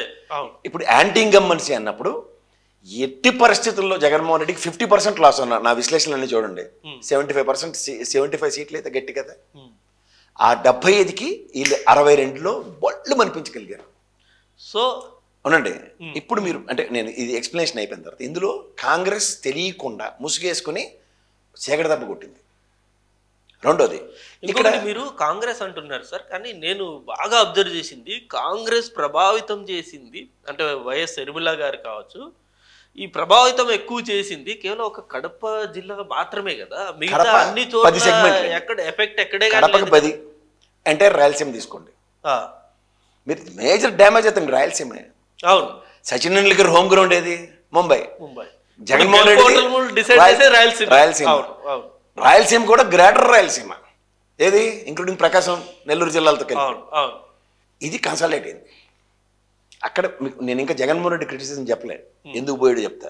ఫస్ట్ ఇక్కడ మీరు తెలుగుదేశం ఈ కూటమి సారాంశం ఇందాక నేను ఫస్ట్ హెడ్డింగ్లో చెప్పింది, పవన్ కళ్యాణ్ ఇండిపెండెంట్గా నిలబడపోతే అన్న దగ్గర ప్రత్యామ్నాయం ఆ బుర్రతక్కు ప్రశాంత్ కిషోర్ గడు తన్ని తగిలేసిన ఈ బ్యాచ్కాల దగ్గర ఎవరి దగ్గర లేదు. ఇది తెలుగుదేశంకి లేదు, వాళ్ళకి లేదు. ఇక్కడ ఇది రాబిన్ శర్మ గడి దగ్గర లేదు, అక్కడ హరిశ్చంద్ర గడి దగ్గర అంతకన్నా లేదు. అదృష్టానికి పవన్ కళ్యాణ్ ఎలా అయ్యాడు, అతను ఏంటి స్వగతం, నాతో కాదు నేను మళ్ళీ నాకు నెత్తి బాధ్యత అని ఎందుకు తెలిసిందంటే మీకు ట్రాక్ రికార్డ్ చెప్తా. ఈ ఎలక్షన్ కనుక మీరు చూసుకుంటే 2014లో పవన్ కళ్యాణ్ నేను కూటమికి సపోర్ట్ ఇస్తున్నాను, 2% ఓటు బ్యాంక్ సస్టైన్ అయింది, చూసుకోండి స్టాటిస్టిక్స్. తర్వాత 2019లో సొంత పెత్తనం ఎలగబెట్టినందుకు పవన్ కళ్యాణ్కి 5 నుంచి 7% మధ్యలో ఓటు బ్యాంక్ ట్రావెల్ అయింది. అతను నిలబడిన 134 136. నెక్స్ట్ 2024 ఎలక్షన్లో మీరు కనుక చూస్తే ఇప్పుడు కూటమి 164 స్థానాలు కదా, 6.77% వచ్చింది అతనికి. అతని వలన కూటమికి మొత్తం 175 నియోజకవర్గాల్లో. This is the original ability of Janasena party. So మీరు ఇక్కడ క్యాల్కులేట్ చేయవలసింది ఏంటి, క్షేత్రస్థాయిలో పార్టీ నిర్మాణం జరగకపోయినా అతను ఏం చేశాడంటే కుమారస్వామి లాగా నాకు ఎస్ అని బికమే కింగ్ మేకర్ అన్న దగ్గర కన్ఫైన్ అయ్యాడు. సో కింగ్ మేకర్ అయితే అయ్యాడు కదా, కింగ్ మేకర్ అవడానికి ముందు బాట క్రియేట్ చేసుకున్నాడు. మళ్ళీ వెనక చూస్తే మళ్ళీ అగాధమే. అప్పుడు మళ్ళీ బార్టర్ సిస్టంలో 13 మందిని తెలుగుదేశం నుంచి ఇస్తే ప్రాణాలు తెగించి 21 గెలిచాడు. ఇది నిజంగా జనసేన పార్టీ క్షేత్రస్థాయి నుంచి నిలబడి ఉంటే పెద్దలు శివశంకర్ గారు కానీ, బొలిశెట్టి సత్యనారాయణ గారు కానీ, లేకపోతే హరిప్రసాద్ గారు కానీ ఇలాంటి వాళ్ళందరికీ టికెట్లు ఇచ్చి పార్టీ నిర్మాణం నుంచి ఉన్నారు కాబట్టి అని చెప్పి వాళ్ళని 21 మందిని గెలిపిస్తే that is called 100% strike rate. So ఇట్లా ఒక చూడండి, మనం ఫీల్డింగ్ పెడతాడు, అష్టదిగ్బంధం ఫీల్డింగ్ అని ఉండేవారు. ఆ ఫీల్డింగ్ పెట్టినప్పుడు ఖచ్చితంగా కొంతమంది అవుట్ అవ్వాల్సిందే. అలా 175లో జగన్మోహన్ రెడ్డి గారికి సంబంధించిన 124 మంది అలా అవుట్ అయ్యారు ఫీల్డింగ్కి. ఇప్పుడు జగన్మోహన్ రెడ్డి గారి విషయంకి వస్తే ఈ బుర్రతక్కు అయిపోయాక ఆ ఋషిగాడు అసలు బొత్స సత్యనారాయణ గారు వచ్చి 175 గెలుస్తూ అన్నప్పుడు అంత పెద్ద మనిషి ఆయన నిలబడి కెబుక్కుమంది అంతా వెళ్ళి లాస్ట్ బెంచ్లో పడాలి, అలా తన్ని ఉండవలసింది ఆ రోజు. ఎందుకంటే మీరు పెద్దిరెడ్డి గారిని, బొత్స సత్యనారాయణ గారిని, గడికోటి శ్రీకాంత్ రెడ్డి గారు ఇలాంటి వాళ్ళందరినీ మీరు లేల మీద లెక్క పెట్టచ్చు కాంగ్రెస్లో. ఇంక్లూడింగ్ అంబటి రాంబాబు గారు, ఇప్పుడు పత్తలాడుకునే బొల్లేని బయలుదేరి శ్రీనివాస్ ఇలాంటి వాళ్ళు అందరికీ కాంగ్రెస్ అన్నది తెలీదా? స్థానికంగా నియోజకవర్గంలో ఈ మాతో పాటు ఉండి కాంగ్రెస్ వాడు ఇది ఎంత చెప్పినా ఇడు మారర్రా అన్నోడు ఉంటారు. ఉంటారు. అలాంటిది ఎక్కడైనా ఫోకస్ చేయనిచ్చారా? ఈ తెప్పలాగా వెళ్ళి ఆ బీహారీను బట్లర్ ఇంగ్లీష్లోనూ వాళ్ళకి క్వశ్చనర్లు ఇస్తే ఎంతమందికి స్థానికంగా వస్తాయి? రెండోది మీకు భరత్ అనే నేను సినిమా, నెక్స్ట్ ఒక లీడర్ సినిమా చూస్తే మీరు అందులో ఏదైతే సారాంశం ఉందో దానికి 100% ఒక ముఖ్యమంత్రి ఎగ్జిక్యూట్ చేస్తే ఏమవుతుందో అదే జగన్మోహన్ రెడ్డి. ఒక ట్రాన్స్పరెంట్ గవర్నెన్స్ అంటారు. ఎట్లా అంటే నాయకుడు లేని ప్రజాస్వామ్యాన్ని నెలకొల్పితే, అంటే ఇప్పుడు నాకు ఎమ్మెల్యేల చుట్టూ దేవుళ్ళాడే కార్యక్రమం లేదు. ఇది ఎప్పుడైతే ఉంటుందో దానివల్ల ఏమవుతుందంటే ప్రజలకి నాయకుడు లేడు. ఉదాహరణకి మీకు కేతిరెడ్డి సంగతి చెప్తారు. పాప ఆయన కదా, ఆ పిల్లలకి పిల్లలు ఇవ్వడం, చాక్లెట్లు ఇవ్వడం, ఆయన అంగడికి పోయి ఇంటింటికి తిరిగి మీరు అది గమనించారు. మీరు అందులో ఒక సెన్సిటివిటీ ఉంది. ఆయనతో పాటు ఆయన పిఏ ఒక గణం అంతా ఉండేవారు. ఇలా వెళ్తూ ఎవడో ఇంటి దగ్గరకి ఏందమ్మా అంటే నాకు రేషన్ కార్డు రాలేదన్నా, పింఛన్ రాలేదు. ఏందన్నా అంటగానే వీడికి చెప్పి పిఏకి ఆడేమో ఆడకూర భోజనంకి ఇంకోటి చెప్పి ఏమైంది కనుక్కోండి అలా గురుగుడు కొంచెం గొండారాగం తిరిగి తిరిగి ఆ వాలంటీర్ దగ్గర ఆగేది. ఏంది వాలంటీర్? ఎవరైనా నువ్వేనా వాలంటీర్? అవునండి. ఏంటంటే అయ్యా సచివాలయంలో ఎవరన్నారు ఆడికి, ఎందుకంటే is reporting to the government authority. సచివాలయంలో మీరు రిక్రూట్ చేసినట్టు ఎవడైనా సరే గవర్నమెంట్ అథారిటీ దగ్గరికి ఏమైంది ఆడెళ్ళి సమాధానం అడిగేసరికల్లా ఈ క్రెడెన్షియల్స్లో వీడికి రేషన్ కార్డు రాదు. That is formula. సో దీంట్లో ఏమవుతుంది, ఇదే కనుక పాత పద్ధతి అయితే ఉదాహరణకి పిఏ దగ్గరికి వెళ్ళి వీధిలో అన్న మావాడన్నా కష్టపడుతుండన్నా ఫ్యామిలీలో ఇది ఉంది కానీ అన్న ఇలా అంటే ఆడి దగ్గర ఒక మడత పెట్టి మెథడ్ ఉండేది. ఎమ్మెల్యే కన్విన్స్ చేసి సంతకం పెట్టించి మొత్తం రేషన్ కార్డు వచ్చింది. ఇది ఒరిజినల్ది. ఇక్కడ ఏమవుతుంది, సిస్టమ్ డిజైన్ అయిపోయినప్పుడు ఇప్పుడు దానికి మీకు ఐటీ కడితే ఇవ్వం, లేకపోతే కారు ఉంటే ఇవ్వం, లేకపోతే ఇంకోటి ఏదో ఉంటే ఇవ్వం, సొంత ఇల్లు ఉంటే, ఎగ్జాంపుల్స్ చెప్తున్నా. ఇవి మనం డిజైన్డ్ ప్రోగ్రామ్. అప్లిఫ్ట్మెంట్ అన్నది ఎప్పటికైనా సమాజంలో జరగాలి. ఎందుకంటే వీడికి ఏదో విధంగా ఆశలు ఉన్నప్పుడు లేనివాడికి ఇవ్వాలి అన్నది గవర్నమెంట్ ఒక బ్రాడర్ ప్రాస్పెక్టివ్లో ఆలోచించింది. ఇక్కడ ఏమవుతుంది, పొలిటికల్ సెనారియాలో వీడితో పని కావట్లేదు. వీడి చుట్టూ తిరిగి క్యాటర్ ఏమవుతుంది, నాయకుడు ఆ కింద ఉన్న గణం, ఆ నాయకుడు గణంకి ఎందుకే ఆడితే ఏముంది లాభం, వాలంటీర్ అంటాడు, ఆ వాలంటీర్గా డేట్ చేస్తాడు. తర్వాత యూఎస్ నుంచి జయరామ్ వచ్చాడు, కోమటి జయరామ్ ఆవిడ వచ్చి ఒక ఈ ఎదవలతో ఏం చేయాలో మాకు తెలిసాను నోరు చేరాడు. గ్యాప్ ఉందా మీకు? అప్పటికే వాలంటీర్లు అందరికీ 3 లక్షల అగ్రిగేట్ని ఎన్ఆర్ఐ వింగులు తెలుగుదేశంకి సంబంధించిన వాళ్ళు అందరూ వచ్చి కొనేశారు. వాళ్ళు వాలంటీర్ ఎస్ అన్న అగ్రిగేట్ 3 లక్షలు ఇచ్చుకున్నారు. అంటే ఏంది 5,000 జీతం, 6 33 లక్షలు అడ్వాన్స్ ఇచ్చారు వాళ్ళకి. ఇదే కదా నేను అంటుంది. అంటే వెన్నుముక మీద కొడితే ఎవడు మనిషి నిలబడలేడు. వైఎస్ఆర్సీపీకి వెన్నుముక మీద ఎలా కొట్టుకుంటూ వచ్చారో చూడండి. కూటమి ఏర్పాటుతో నెక్స్ట్ వాళ్ళు అనుకున్నది ఏంటంటే ఈ డేటా ఎలక్షన్ స్టార్ట్ అయింది. ఈ వాలంటీర్ ఈ 10 ఇళ్ళు మనమన్నా 20 ఇళ్ళు వాళ్ళవన్నా 5 ఇళ్ళు మన ఫేవర్ ఉంది. ఈ డేటా లటక్కని ఇక్కడ కత్తిరించారు.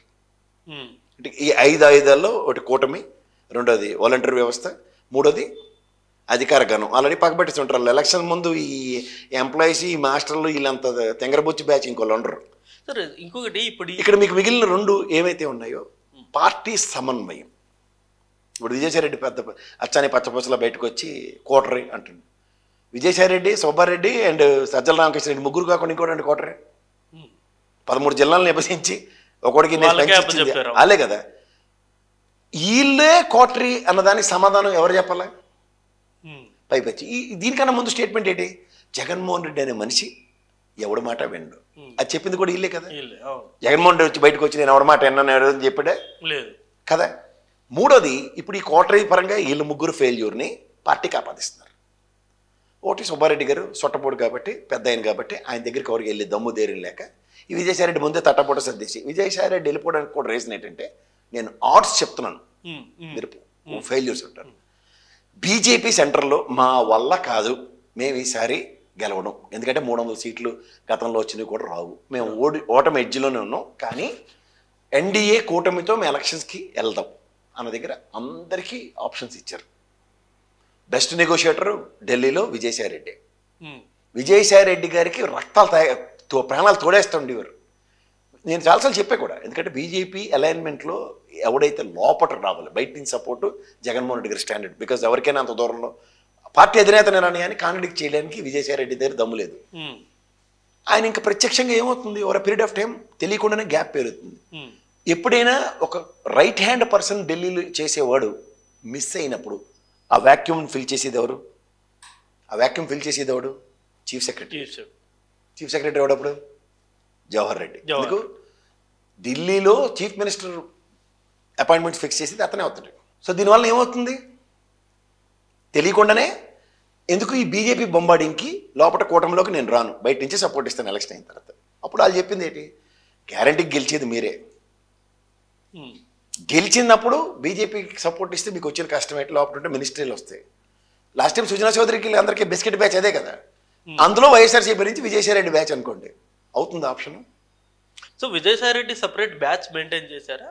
బ్యాచ్ అంటలే, బీజేపీ అట్నుంచి ప్రజలు అలా ఇస్తుంది, ఇచ్చినప్పుడు ఈల్డ్ అవ్వాలా. అప్పుడు ఎలాగా, ఇప్పుడు మీకు తెలుగుదేశం లాస్ట్ టైం ఓడిపోయినప్పుడు సుజనా చౌదరి, సీఎం రమేష్ అందరూ మాట్లాడి మనం బీజేపీని వదలడం పెద్ద తప్పు చేసాం, బీజేపీతో కలిసి ఉంటే మనం గెలిచింది, ఇదే కదా. ఇదే ఇక్కడ డిఫరెంట్ వేలో కమ్యూనికేట్ అవుతుంది.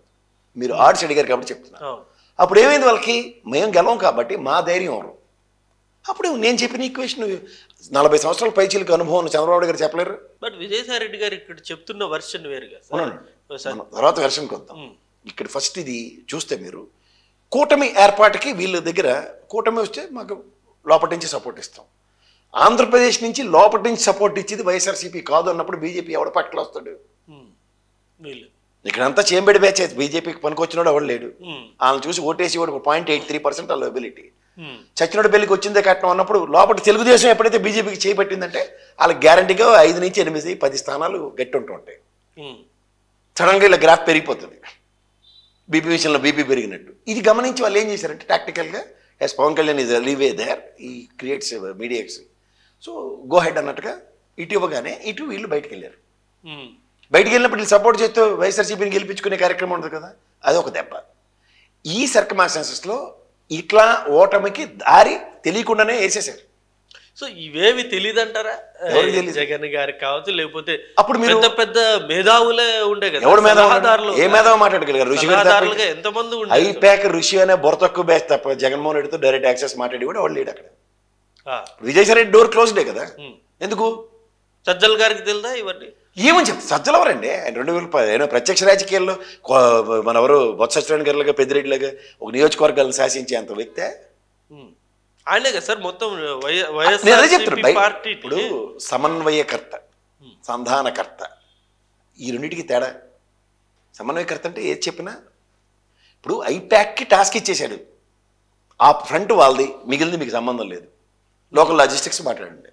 లోకల్ లాజిస్టిక్స్ అంటే ఈయనకి ఎలకేట్ చేసిన గుంటూరు, విజయవాడ ఆ డిస్ట్రిక్ట్ నుంచి ఈయన మాడాలి, విజయసాయి రెడ్డి విశాఖ ఉత్తరాంధ్రది ఆయన మాడాలి, సుబ్బారెడ్డి గారు మిగిలినవని ఆయన మాడాలి. సుబ్బారెడ్డికి ఏమో ధర్మారెడ్డిని పెట్టాడు అక్కడ గుదిబంటలాగా. ఎక్కడవుతుంది? అందరూ మోనార్క్లే. అవుట్కమ్ కోఆర్డినేషన్ అన్న దగ్గర మీకు ఎప్పుడైతే సరే డెలిగేషన్ ఆఫ్ వర్క్కి అవుట్కమ్ లేని ఎలక్షన్ అండి ఇది. ఎగ్జాక్ట్ ఇది డెలిగేషన్ పర్ఫెక్ట్గా చేశాడు, ఎవడు పని అడిగి చేసే కార్యక్రమం చేశాడు, కానీ జనాలు కూడా లబ్ధి పొందారు. అందరు అవతల జనాలు లబ్ధి పొందారు. నాయకుడు వాడికి మనశ్శాంతిగా ఆడి పని ఆడి చేసుకుని గడపారెట్టుకుని తిరుగుతాను, దోచుకుంటాను అన్నోడికి ఎవరికి అవకాశం లేదు. కేవలం ఇలా అబండాలు మోసుకుని తిరుగుతున్నారు. అందుకే చూడండి, అసెంబ్లీ వేదికగా రంగులు దోచేశారంటే లెక్క పవన్ కళ్యాణ్ గారు చెప్పారు 101.50 లక్షలే ఖర్చు పెట్టారని. ఇది మన ఆడదానికి ఆంధ్రాకి రోజు మొత్తం 400 కోట్లు 40 కోట్లు అన్న ఇష్టం మాడి లాస్ట్కి ఫిగర్ ఎంతకు తెలిచారు? 119 కోట్లకి. ఇలా ప్రతి దగ్గర మెటిక్యులస్ క్యాలిక్యులేషన్స్తో ఎక్స్చెక్కర్ నుంచి ₹1 బయటికి వెళ్ళింది, ఎక్స్చెక్కర్కి ₹1 వచ్చిన దానికి ఆనా పైసలతో టాలీ చేసి చూపించింది. That is called accountability. అంటే ఇది ఎలా ఉంటుందంటే, నేను మీరు మాడుతుంటే ఇదంతా వన్ సైడ్ మాడుతున్నట్టు కనిపిస్తుంది. లేదు, నాకు ఇప్పుడు ఇంకొక పెద్ద డౌట్ వచ్చింది. ఇప్పుడు విజయసాయి రెడ్డి విషయం అడగండి, చెప్తా, క్లారిటీ చేస్తా. ఇప్పుడు విజయసాయి రెడ్డి గారు ఆల్మోస్ట్ ఇక A2 ఆయన పార్టీలో, కేసులో A2 అంటే సెకండరీ, పార్టీలో కూడా A2గా ఉన్నారు మొన్నటి వరకు. జగన్ గారి తర్వాత సజ్జల గారు రాకముందు ఆయనే మొత్తం 2019 ఎలక్షన్ మొత్తం విజయసాయి రెడ్డి గారు హ్యాండ్ ఓవర్లో జరిగింది, సక్సెస్ అయ్యారు. బట్ ఇప్పుడు సజ్జల గారి హ్యాండ్ ఓవర్లో జరిగింది ఫెయిల్ అయిపోయారు. ఆయన బయటకు వచ్చి ఇప్పుడు ఇదే విమర్శలు చేస్తున్నారు. ఆయన అయిపోయింది సార్. మీకు ఒక విషయం చెప్తా, సజ్జలు ఎప్పుడు వచ్చాడు ఎలక్షన్ పార్టీలోకి, విజయసాయి రెడ్డి గారు పార్టీలోకి ఎప్పుడు వచ్చారు చూసుకోండి. ముందు ఎవరు వచ్చారు పార్టీలో? ముందు నుంచి సజ్జలే ఉన్నాడు. విజయసాయి రెడ్డి గారు రాజశేఖర రెడ్డి గారి దగ్గర నుండి, రాజశేఖర రెడ్డి గారు కాదు, రాజారెడ్డి గారు, రాజారెడ్డి గారి దగ్గర నుండి ఆయన చార్టెడ్ అకౌంటెంట్ గా పనిచేస్తూ వాళ్ళకి ఇటు సలహాలు ఇస్తూ ఇవన్నీ చేసుకొచ్చారా లేదా? నేను చెప్పేది అదే sir. Chartered accountant political entry ఎప్పుడు, అది నేను మాడుతున్నా. నేను ఇంకా విజయసాయి రెడ్డి గారు విషయం మీకు చెప్పాలంటే, జగన్మోహన్ రెడ్డి గారు కడుపులో పుట్టినప్పటి నుంచి కూడా రాజారెడ్డి గారితో ఆయన ఉన్నాడు ఫ్యామిలీతో. అవును, వాళ్ళకి అమ్మ పుట్టిన మేనమావకి ఎరుక అన్నట్టు ఈ విషయాలు నీకు తెలియనివి కాదు. కానీ ఇక్కడ మీరు మర్మం గ్రహించవలసింది ఏంటంటే, సజ్జల గారు ఎప్పుడు వచ్చారు? ఆయన సాక్షిలో జీతం లేకుండా పనిచేసి జగన్మోహన్ రెడ్డి మొదట దాన్ని ఏమంటారు అరెస్ట్ అయ్యి ఈ ప్రాసెస్లోనే ఆయన ప్రత్యక్ష రాజకీయాలు అన్నాడు వైఎస్ఆర్సీపీతో. అవును, విజయసాయి రెడ్డి గారు ప్రత్యక్ష రాజకీయాలకు 2014లోకి వచ్చారు. ఇది గమనించండి మీరు. ఇందులో నెంబర్ 2 అది కదా, ఆయన జనరల్ సెక్రటరీ స్థాయిలో ఉన్నాడు. ఈయన national general secretary, parliamentary party incharge కింద ఈయన ఉన్నాడు. మీకు అర్థమవుతుందా? అవును. ఇప్పుడు మీరు విజయసాయి రెడ్డి మూవ్ గురించి ఒకటి చెప్తున్నారు. ఆల్రెడీ రవిచంద్రారెడ్డి ముందే బూత్ ఎల్లారికి ముందు ఎత్తేసాడు జెండా బీజేపీకి. అవును, చెప్పకున్నాడా మీకు? అధికారి ఎక్స్ అధికారి. అక్కడ కూడా ఫ్రిక్షన్ సజ్జల అన్నట్టుగానే పోర్ట్రేట్ చేశారు. ఇప్పుడు అందరికీ కూడా సజ్జల అన్నట్టు పోర్ట్రేట్ వచ్చిన తర్వాత అందరూ కంప్లైంట్ ఇస్తుంది కదా. అదే మరి చెప్తాను, సజ్జల రామకృష్ణారెడ్డి వల్లే వైఎస్ఆర్సీపీ ఓడిపోయింది. ఇప్పుడు మీరు ఇది గ్రహించిన తర్వాత, మీరు ఒక సీనియర్ జర్నలిస్ట్, మిమ్మల్ని మీతో నేను ఎప్పటి నుంచి తెలుసు నాకు. మీరు నేను కూడా చిన్నపిల్లలు మాట్లాడండి, మాడితే ఎట్లా? జాగ్రత్తగా వినండి. మనం తెలంగాణ రాజకీయాలను ఒక్కసారి కళ్ళు మూసుకొని కళ్ళు తెరుద్దాం. ఉవ్వెత్తున ఉద్యమం లేస్తుంది తెలంగాణ ఉద్యమం. అసలు ఎవ్వరికీ అర్థం కావట్లే. కేసీఆర్ గారు దాని చతురత ఏంది, మా తెలుగుదేశం నుంచి వెళ్ళినోడు ఏంది ఇలా ఇంత ఉద్యమం చేసేస్తాడు, తెలంగాణ అంటండి, రేపు రాష్ట్రం వస్తుందా, అందులో మాది 2 కలిసి సిద్ధాంతం, మేము అసలు రానేమో తెలుగుదేశం పరంగా, తెలంగాణ రాదు అన్న దగ్గర దేవేంద్ర గౌడ్ గారు జ్ఞాపకం మీకు? ఆయన కూడా నెంబర్ 2 కదా. బయటకు వచ్చి ఇప్పుడు ఈ రేవంత్ రెడ్డి వచ్చి మళ్ళీ టీజీ అని పెడుతుండే కానీ ఆయన ముందు టీఎస్ఏ కదా, ఈ టీజీ అని ఆయనే మొత్తం ఏపీ బోలన్నిటికి టీజీ, తెలంగాణ, ఆంధ్రాన్ని కనపడిన తెలంగాణ అన్ని పెట్టింది ఆయనే. పెట్టి ఇడితే పడితే పేరు చేసాడు లాస్ట్కి. అసలు ఏట్లేదు, ఇది అంతా ఉత్తిని అలవాటు చేస్తాడు కేసీఆర్ అని చెప్పి లటక్కని ప్రజారాజ్యానికి వెళ్ళిపోయాడు. ప్రజారాజ్యంలో నున్న గుండె గించుకుని బయటకు వచ్చాడు. వచ్చిన తర్వాత ఇటు తిప్పి తిప్పి మైసూర్ రెడ్డి ఏమో బకెట్ నీళ్ళు స్నానం చేసి నెక్స్ట్ దేవేంద్ర గౌడ్ మళ్ళీ తెలుగుదేశంలో కారం గేటర్ చేయగానే ఇద్దరు రాజ్యసభ పంపించారు. గ్యాప్కుందా? అంటే ఒక పార్టీ 11 స్థానాలకి పరిమితమై 11 రాజ్యసభలు ఉన్నప్పుడు, మీకు విజయసాయి రెడ్డి సామర్థ్యం గురించి చెప్తున్నాను, జగన్మోహన్ రెడ్డి యొక్క రాజకీయ చతురత మీరు అర్థం చేసుకోండి. ఒక దేవేంద్ర గౌడ్లో ఒక విజయసాయి రెడ్డిని ప్లాన్ చేసి చూస్తే ఎండ్ ఆఫ్ ద డే భూమి కొండకొని ఇప్పుడు ఆరోగ్యం సరిగ్గా లేదు, కానీ లేకపోతే కరెక్ట్గా చక్రం తెప్పవలసిన టైం అయింది. ఈయనకి ఆరోగ్యం బాగానే ఉంది కదా. 5 సంవత్సరాల తర్వాత ఇదే సుజనా చౌదరి, ఇదే సీఎం రమేష్ బీజేపీకి వెళ్ళి ఇవాళ అసలు వాళ్ళ కాళ్ళు తల్లితోడు వాళ్ళ జీవితంలో కౌన్సిలర్ కూడా నిలబడిన వాళ్ళు వాళ్ళిద్దరు, వాళ్ళు ఎంపీ వాడు ఎమ్మెల్యే గెలిచారు ప్రత్యక్ష రాజకీయాల్లో. 5 సంవత్సరాల తర్వాత ఏముంటుంది ఆప్షన్? అది కూడా చెకోర పక్షంలో బీజేపీ సన్నిధానమే కదా. ఈ విజయసాయి రెడ్డి నెంబర్ 2 స్థానం మీరు చెప్తున్నట్టుగా ఉన్నతతో ఎక్స్పెరిమెంట్ ఎవరు చేయించగలరు? ఆనాటి కాలంలో చంద్రబాబు నాయుడు చేయించగలరు, ఈనాటి కాలంలో జగన్మోహన్ రెడ్డి గారు చేయగలరు. పాలిటిక్స్ అంటే turn the page, learn the వర్కే కదా. వెనక్కి ముందుకి మీరు ఒకసారి భిన్నాలు వేసుకుంటే ప్రజెంట్ సర్వైవల్ పార్టీ 5 ఏళ్ళు లాగాలి నెక్స్ట్ ఎలక్షన్స్ దాకా. ఎందుకంటే ఇది ప్రజాస్వామ్యం, రీకాల్ సిస్టమ్ లేదు, ఎవడు పడతాడు ఎలా పడితే 5 సంవత్సరాలు ప్రత్యక్షంగా పరోక్షంగా ఎవడు సంవత్సరాలు. దీనికి ఇంకో క్లూ మనకు ఆల్రెడీ వచ్చింది. ఏంటంటే 3 రాజ్యసభ ఎంపీలు తెలుగు తక్కువ నిర్ణయానికి బాధితులైన మోపీదేవి, ఎందుకంటే ఫస్ట్ లిస్ట్లో ఎమ్మెల్సీ లేదు, ఏటి ఇచ్చారో కూడా తెలియదు. ఇంకోటి అంటే లోపు బయట ఆయన వేద రవిచంద్ర గారు హ్యాపీగా రూపాయి డబ్బులు ఖర్చు పెట్టకుండా వైఎస్ఆర్సీపీ నుంచి ఎంపీ తీసుకుని ఇవాళ మళ్ళీ ఎదురు కట్టిన వచ్చి మళ్ళీ రాజ్యసభ ఎంపీ సంపాదించిన వ్యక్తిత్వం. ఇంకా 3వది ఆర్ కృష్ణ గారు, ఆయనకి అన్ని పార్టీలు సముచిస్తానం ఇచ్చింది, తెలుగుదేశం ముఖ్యమంత్రి చేస్తామని ఎమ్మెల్యే గెలిపించి, వైఎస్ఆర్సీపీ బీసీ చేసిన దానికి పిలిచి రాజ్యసభ ఇచ్చింది. అసలు డౌట్ ఇదే బీజేపీ కూడా ఆయనకి సముచిస్తానం ఇచ్చింది, రాజ్యసభ ఇచ్చింది. ఇప్పుడు మిగిలింది ఎవరు? విజయసాయి రెడ్డి రాజీనామా చేసాడు. ఎన్నాళ్ళైందండి? 2 నెలలు అయిందా?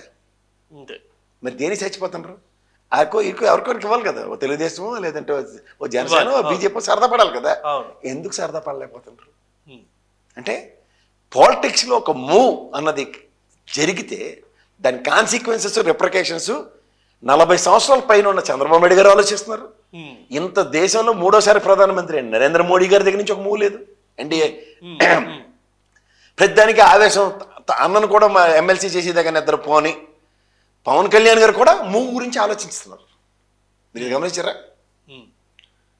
సో ఎందుకంటారు అది? అదే ఎందుకు, అదే రాజకీయం అంటారు దాన్ని. సో ఇది బీజేపీ ఆడిన రాజకీయమా లేకపోతే జగన్ గారు ఆడుతున్న రాజకీయమా? బీజేపీ ఆల్రెడీ రాజకీయం ఆడేస్తుంది. ఏ ప్రాంతీయ పార్టీ దొరికితే దాంతో ఆడింది. అవును, మొదటి 5 సంవత్సరాలు ఎన్డీఏ కూటమి వాళ్ళతో నటించి వాళ్ళతో ఆడింది. తర్వాత వైఎస్ఆర్సీపీని పావుగా వాడుకుంటూ వాడింది. ఇప్పుడు మిగిలింది మళ్ళీ ఎన్డీఏ కూటమి అని చెప్పి మళ్ళీ వైఎస్ఆర్సీపీ మీదే కొట్టినట్టు గిల్లినట్టు రాజకీయం తెరలేపినప్పుడు ఒక పొలిటికల్ మూవ్ ఇటు నుంచి కొట్టి ఎలా ఉంటుంది? అదే సారాంశం. కోటరీ ప్రధానికి వీళ్ళు ముగ్గురే, నెంబర్ 2 ఈయనే. కానీ విజయసాయి రెడ్డి గారు ఆరోపించింది ఇటు సజ్జల కావచ్చు లేకపోతే భారతమ్మ మాట విని జగన్ గారు నాలాంటి వారిని దూరం పెట్టారు అని చెప్పి. అది నిజం కాదంటారా? ఇప్పుడు మీకు మహేంద్ర సింగ్ ధోని మురళీధరన్ బౌలింగ్ వేస్తుంటే నేనే వెళ్తాను, యువరాజ్ సింగ్ కన్నా డౌన్ ముందుకు వచ్చాను, వరల్డ్ కప్ గెలిపించాడు. పొలిటికల్ మూవ్ అది. అంటే దాన్ని ఏమంటారంటే గేమ్లో స్ట్రాటజీ అది. మరి పాలిటిక్స్లో ఏటికి ఎదురేదాలి, 4 ఏళ్ళు పట్టుకున్నప్పుడు ఏం చేయాలి? ఆయన దగ్గర ఉన్నవి రాజ్యసభ 11 కాయిన్సే. ఇప్పుడు ఇంతమంది ఉన్నారు, ఇంకో బోగోని ఎవరితోనో పిలిచి బాబు నువ్వు రాజీనామా చేయి బీజేపీ వాడికి కావాలటని చెప్పొచ్చు కదా. విజయసాయి రెడ్డి మూతోనే అష్టదిగ్బంధం అవుతుందా లేదా? ఒక అడుగు ముందుకెళ్తుందా? రాజకీయం ఇంకా హ్యాంగర్ పట్టుకుని ఎలాడుతుంది. నేను అంటుంది ఆ మూవ్ ఎవరు వేస్తారు? ఎవరైనా వేయచ్చు, ఇంకెవరు వేస్తారు? నెంబర్ 2 మూవ్ ఎవరు వేశారు? దేవేంద్ర గౌడ్ది. జగన్ గారు వేసారు ఆ మూవ్. దేవేంద్ర గౌడ్ మూవ్ ఎవరు వేశారు? చంద్రబాబు నాయుడు గారా? కాదా? సో ఇక్కడ విజయసాయి రెడ్డి గారి రాజీనామాకి జగన్ గారే లింక్. ఆబ్వియస్లీ అదే అవుతుంది. మీరు కావాలంటే కోటరీ గురించి ఆయన మాట్లాడాడు, కోటరీలు ముగ్గురే కదా. దాని ప్రశ్న సమాధానం వాళ్ళ దగ్గరే ఉన్నాయి ప్రతిదానికి. ఇంక మిగిలింది ఏముంది? నేను ఢిల్లీ రాజకీయం గురించి చెప్పా. బీజేపీ బొమ్మాడింగ్ కొడుతుంటే విజయసాయి రెడ్డి జగన్ గారికి రేపు అపాయింట్మెంట్ కావాలంటే మరి పొత్తు సంగతి ఏం సార్? ఇంకా ఆయన టర్మ్ అనేది ఇంకా చాలా టైం ఉంది కదా. ఉంటే ఎవరికోపే ఏం చేయాలి? ఏకంగా ఏం చెయ్యాలి? సరే మీరు అన్నట్టు రాజ్యసభకు మాత్రమే రాజీనామా చేసి ఆయన ఉండొచ్చు కదా, పార్టీకి కూడా ఆయన రాజీనామా చేసి ఇక వ్యవసాయం చేసుకుంటారని చెప్పేసి. మరి మా దేవేంద్ర కూడా ఏం చేశాడు? పార్టీకి కూడా రాజీనామా చేసే కదా వేరే పార్టీ పెట్టాడు. ఆప్షన్ ఎక్స్ప్లోర్ చేయండి సార్, పొలిటికల్ మూవ్స్ చూడండి. 2 నెలలు బట్టి దానికి ముందు ఇలాగ తప్పిడి గుళ్ళలు బాదుకున్నట్టు నాది నాది నాది తెలుగుదేశం బీజేపీ పనిచేసుకున్నారు కదా గబగబ. మరి ఇప్పుడే వేచి చూడాలి. జగన్ గారు ఆడుతున్న ఆడడం కాదు గేమ్. ఇప్పుడు చెస్ లో వాళ్ళు కాయిన్ మూవ్ చేశారండి. నెక్స్ట్ మూవ్ వీళ్ళ దగ్గర నుంచి చూస్తే ఈ మూవ్కి అర్థం అవడానికి తెలియట్లే. రాజకీయ చదరంగం అవతల బీజేపీ, వైఎస్ఆర్సీపీ, తెలుగుదేశం, జనసేన, బీజేపీ ఆడుతున్నాయి. ఆడుతున్నప్పుడు ఎవరు? ముగ్గురు కలిసి ఉన్నారు కాబట్టి ఆడుతుంది అవతల వ్యక్తి వైఎస్ఆర్సీపీ అని మనం అనుకుంటున్నాం. వైఎస్ఆర్సీపీకి ఒక చెక్ ఇచ్చారు. చెక్ ఇచ్చినప్పుడు అతను కూడా డబుల్ చెక్ ఇస్తే కౌంటర్ ఇది, కౌంటర్ వేయాలి కదా. అలా ఆలోచిస్తున్నారు. కాస్పరోవ్ లాగా. కాస్పరోవ్ మీద యుద్ధం చేసాడు, పుతిన్ గారి మీద యుద్ధం చేస్తుంటాడు. ఇంత స్ట్రాటజీ జగన్ గారు ఇప్పుడు ప్లే చేస్తారా? మరి ఆయన చిన్నపిల్లడు సార్. మనము కళ్ళ ముందు ఒకసారి స్ట్రాంగెస్ట్ అపోజిషన్ ఇచ్చాం, 151 ఇచ్చి స్ట్రాంగెస్ట్ చీఫ్ మినిస్టర్ చేసాం. పైపచ్చి అంత చేసి ఆయన ఓడిపోయినప్పుడు జూలు విధులు ఇస్తారా? బీజేపీకి ఒకవేళ ఈ గేమ్ ప్లాన్ అర్థమైతే ఎఫెక్ట్ జగన్ గారికి కదా. ఏమవుతుంది? ఆయన మీద ఎన్నో కేసులు ఉన్నాయి. ఇప్పుడు మళ్ళీ ఏమున్నాయి సార్? కూడా కేసులు ఉన్నాయి కదా. చాలా మందికి తెలియదు. దాని మీద డిశ్చార్జ్ పిటిషన్ల మీద ఇప్పటికి వాదనలు జరగట్లేదు. డిశ్చార్జ్ పిటిషన్ డిస్మిస్ అని చెప్పానండి. సిబిఐ ఈడీని మళ్ళీ ఓపెన్ చేయమన్నట్టు కేసు ఎవరు కాదన్నా. అవి ఏవి చేయకుండా ఫాస్ట్ ట్రాక్ కోర్టులో 2 సంవత్సరాల్లో సత్వర న్యాయం చేయమని సుప్రీంకోర్టు గైడ్లైన్స్ ఉన్నాయి కదా. ఎందుకు చేయలేకపోతున్నారు? ఆ భాండం మోపారు, ఆ భాండాగారం బద్దలు కూడా కొండం దవ్వి ఎలకలం పట్టుకున్నారు. ఏం చేయాలి? క్విట్ ప్రోకో ఏవో ఇంగ్లీష్ పదాలన్నీ వాడేస్తున్నారు. మీకు జగన్ గారు చేసిన ఇంకా అతిపెద్ద తప్పులు అంటే మీరు ఏం చెప్తారు? నేను కొన్ని చెప్తాను, కరెక్టా కాదా చెప్పండి సార్. మీరు చెప్పండి. మద్యపానాన్ని టచ్ చేయడం. ఇప్పుడు భరత్ అనే సినిమాలో ఉన్నాడే ఇసుకని ఆయన అంటే గవర్నమెంట్ అమ్మడం, రీచ్ లేసి అమ్మడము, లేకపోతే అసలు అతిపెద్ద డిజాస్టర్. మీరు ఒక్కొక్కటి అడిగి సమాధానం చెప్పడం చాలా సులువు అవుతుంది. ఇప్పుడు మీకు చిన్న ఎగ్జాంపుల్ చెప్తా. ఫస్ట్ మీరు అడిగిన లిక్కర్. మీరు భరత్ నేను సినిమాలో ట్రాఫిక్ ఛానల్ సరే, అసలు గవర్నమెంట్ లిక్కర్ అమ్మాల్సిన అవసరం ఏముంది? ఇప్పుడు నేను ఫస్ట్ టైం చూస్తున్నాను ఈ చీఫ్ మినిస్టర్ గారు నాణ్యమైన మద్యం పాలసీస్, ఎక్స్చెక్కర్కి డబ్బులు వచ్చే కార్యక్రమానికి జగన్మోహన్ రెడ్డి తెరలేపాడు. ఎలా అంటే అతను డైరెక్ట్గా మద్యం ప్రభుత్వమే వ్యాపారం చేసింది, స్పిరిట్గా ఉంది, లెక్కర్ అమ్మింది, ఆ డబ్బులు ఖజానాకు వచ్చింది. వాళ్ళు చెప్పింది అమ్మఒడి నాన్నబొడ్డి. ఎప్పుడైనా మార్కెట్లో డబ్బులు రొటేషన్ కార్యక్రమానికి ఏం చేయాలన్న దగ్గర దాంట్లో ట్రాన్స్పరెంట్గానే లిక్కర్ నడిచింది. రెస్ట్రిక్ట్ చేశాడు. రెస్ట్రిక్షన్ చేయవలసిన ఏమైంది, వారంకి ఒకసారి తాగే పరిస్థితికి డ్రైవ్ అయింది. పొలోమని తాగుముచ్చల్లో కూర్చుని తెల్లర్లు తాక్కునే పరిస్థితులు పోయాయి. ఎందుకంటే జేబు బరువు ఉంటేనే మనకి లిక్కర్ మీదకి శ్రద్ధ వస్తుంది. జేబు డేట్ అయితే ఎవడు మనగలరు. జోబు ఎప్పుడు బరువు అయింది? ఏదో ఒక రూపాన జగన్ గారు డబ్బులు వేస్తూనే ఉన్నారు కదా. మరి ఆ వేసిన డబ్బులు మళ్ళీ ఆ లిక్కర్కే కదా వెళ్తుంది. అదే కదా టీడీపీ ఆరోపించింది. ఇలా వేయంగానే అలా వైన్స్ నుండి మళ్ళీ లాక్కుంటున్నారు. 15,000 ఒక రోజులో తాగేస్తారు ఎవడన్నా. ఉదాహరణకు అమ్మఒడి వీళ్ళు మాట్లాడడానికండి. నేను అంటుంది ఏంటంటే నేను అదే చెప్తున్నాను, ఎందుకు ప్రభావితం అయ్యారు ఏంటన్న దగ్గర మీకు ఎక్స్ప్లెనేషనే. ఇప్పుడు స్కూల్కి, ఎలిమెంటరీ స్కూల్కి వెళ్ళినా లేకపోతే జడ్పీ స్కూల్కి వెళ్ళినా బ్యాగ్ ఇస్తున్నారు, షూలు ఇస్తున్నారు, బట్టలు ఇస్తున్నారు, పుస్తకాలు ఇస్తున్నారు, ట్యాబ్లు ఇస్తున్నారు, చదువు ఫ్రీగా చెప్తున్నారు.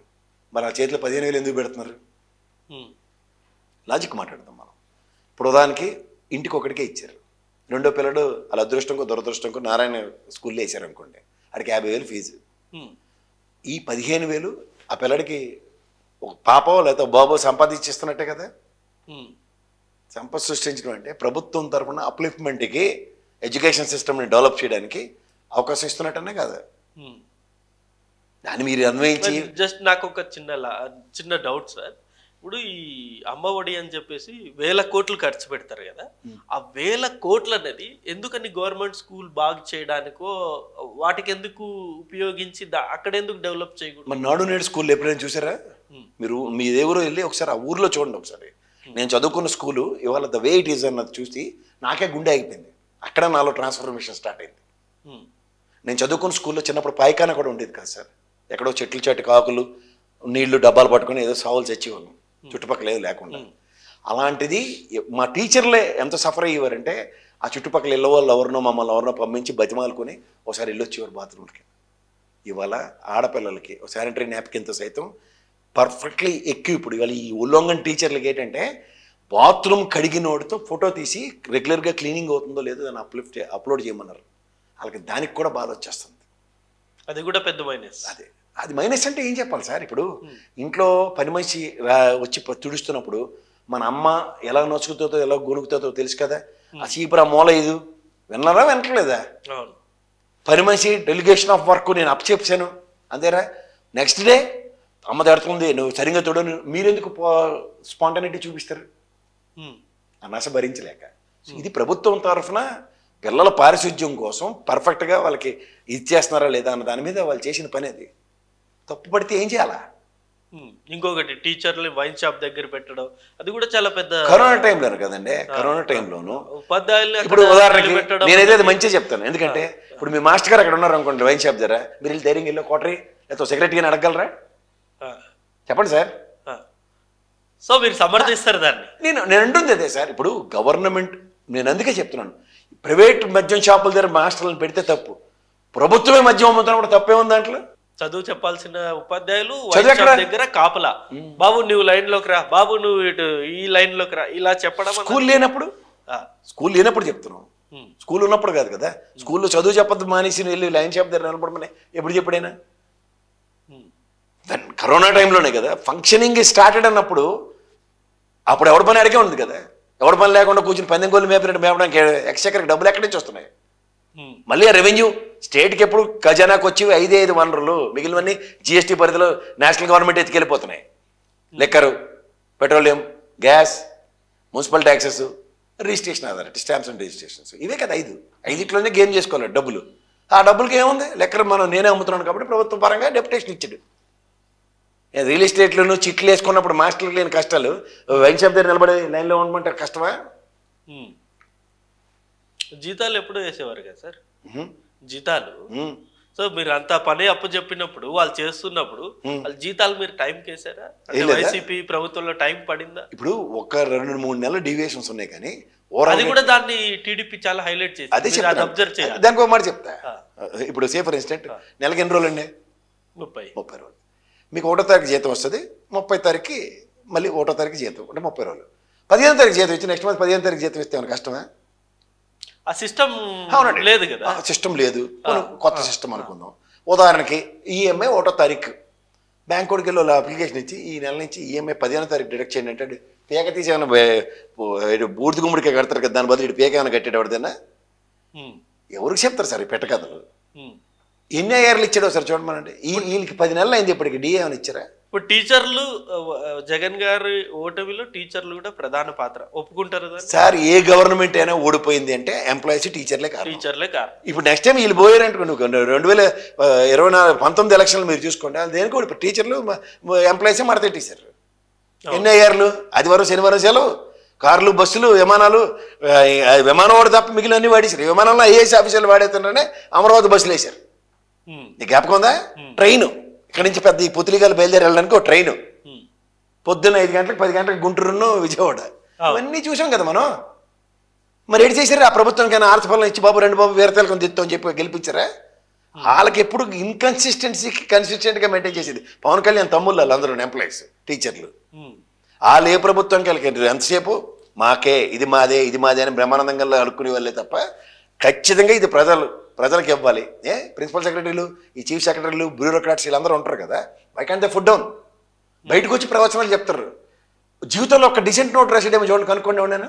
ఆడు మాత్రం రైట్ జీవితంలో 10 ఇయర్లో బయటకు వచ్చి మాత్రం ప్రభుత్వం ఇలాంటి నిర్ణయాలు తీసుకుంటే ప్రపంచం తెరబడిపోతుంది, దీనివల్ల చచ్చిపోతారు, అల్లాడికి ఇది కష్టం ఇల్లుడి కష్టం. వారు నువ్వు ఏడు చేసినావు నీ టైంలో అంటే మాత్రం అబ్బదబ్బ చెప్ప.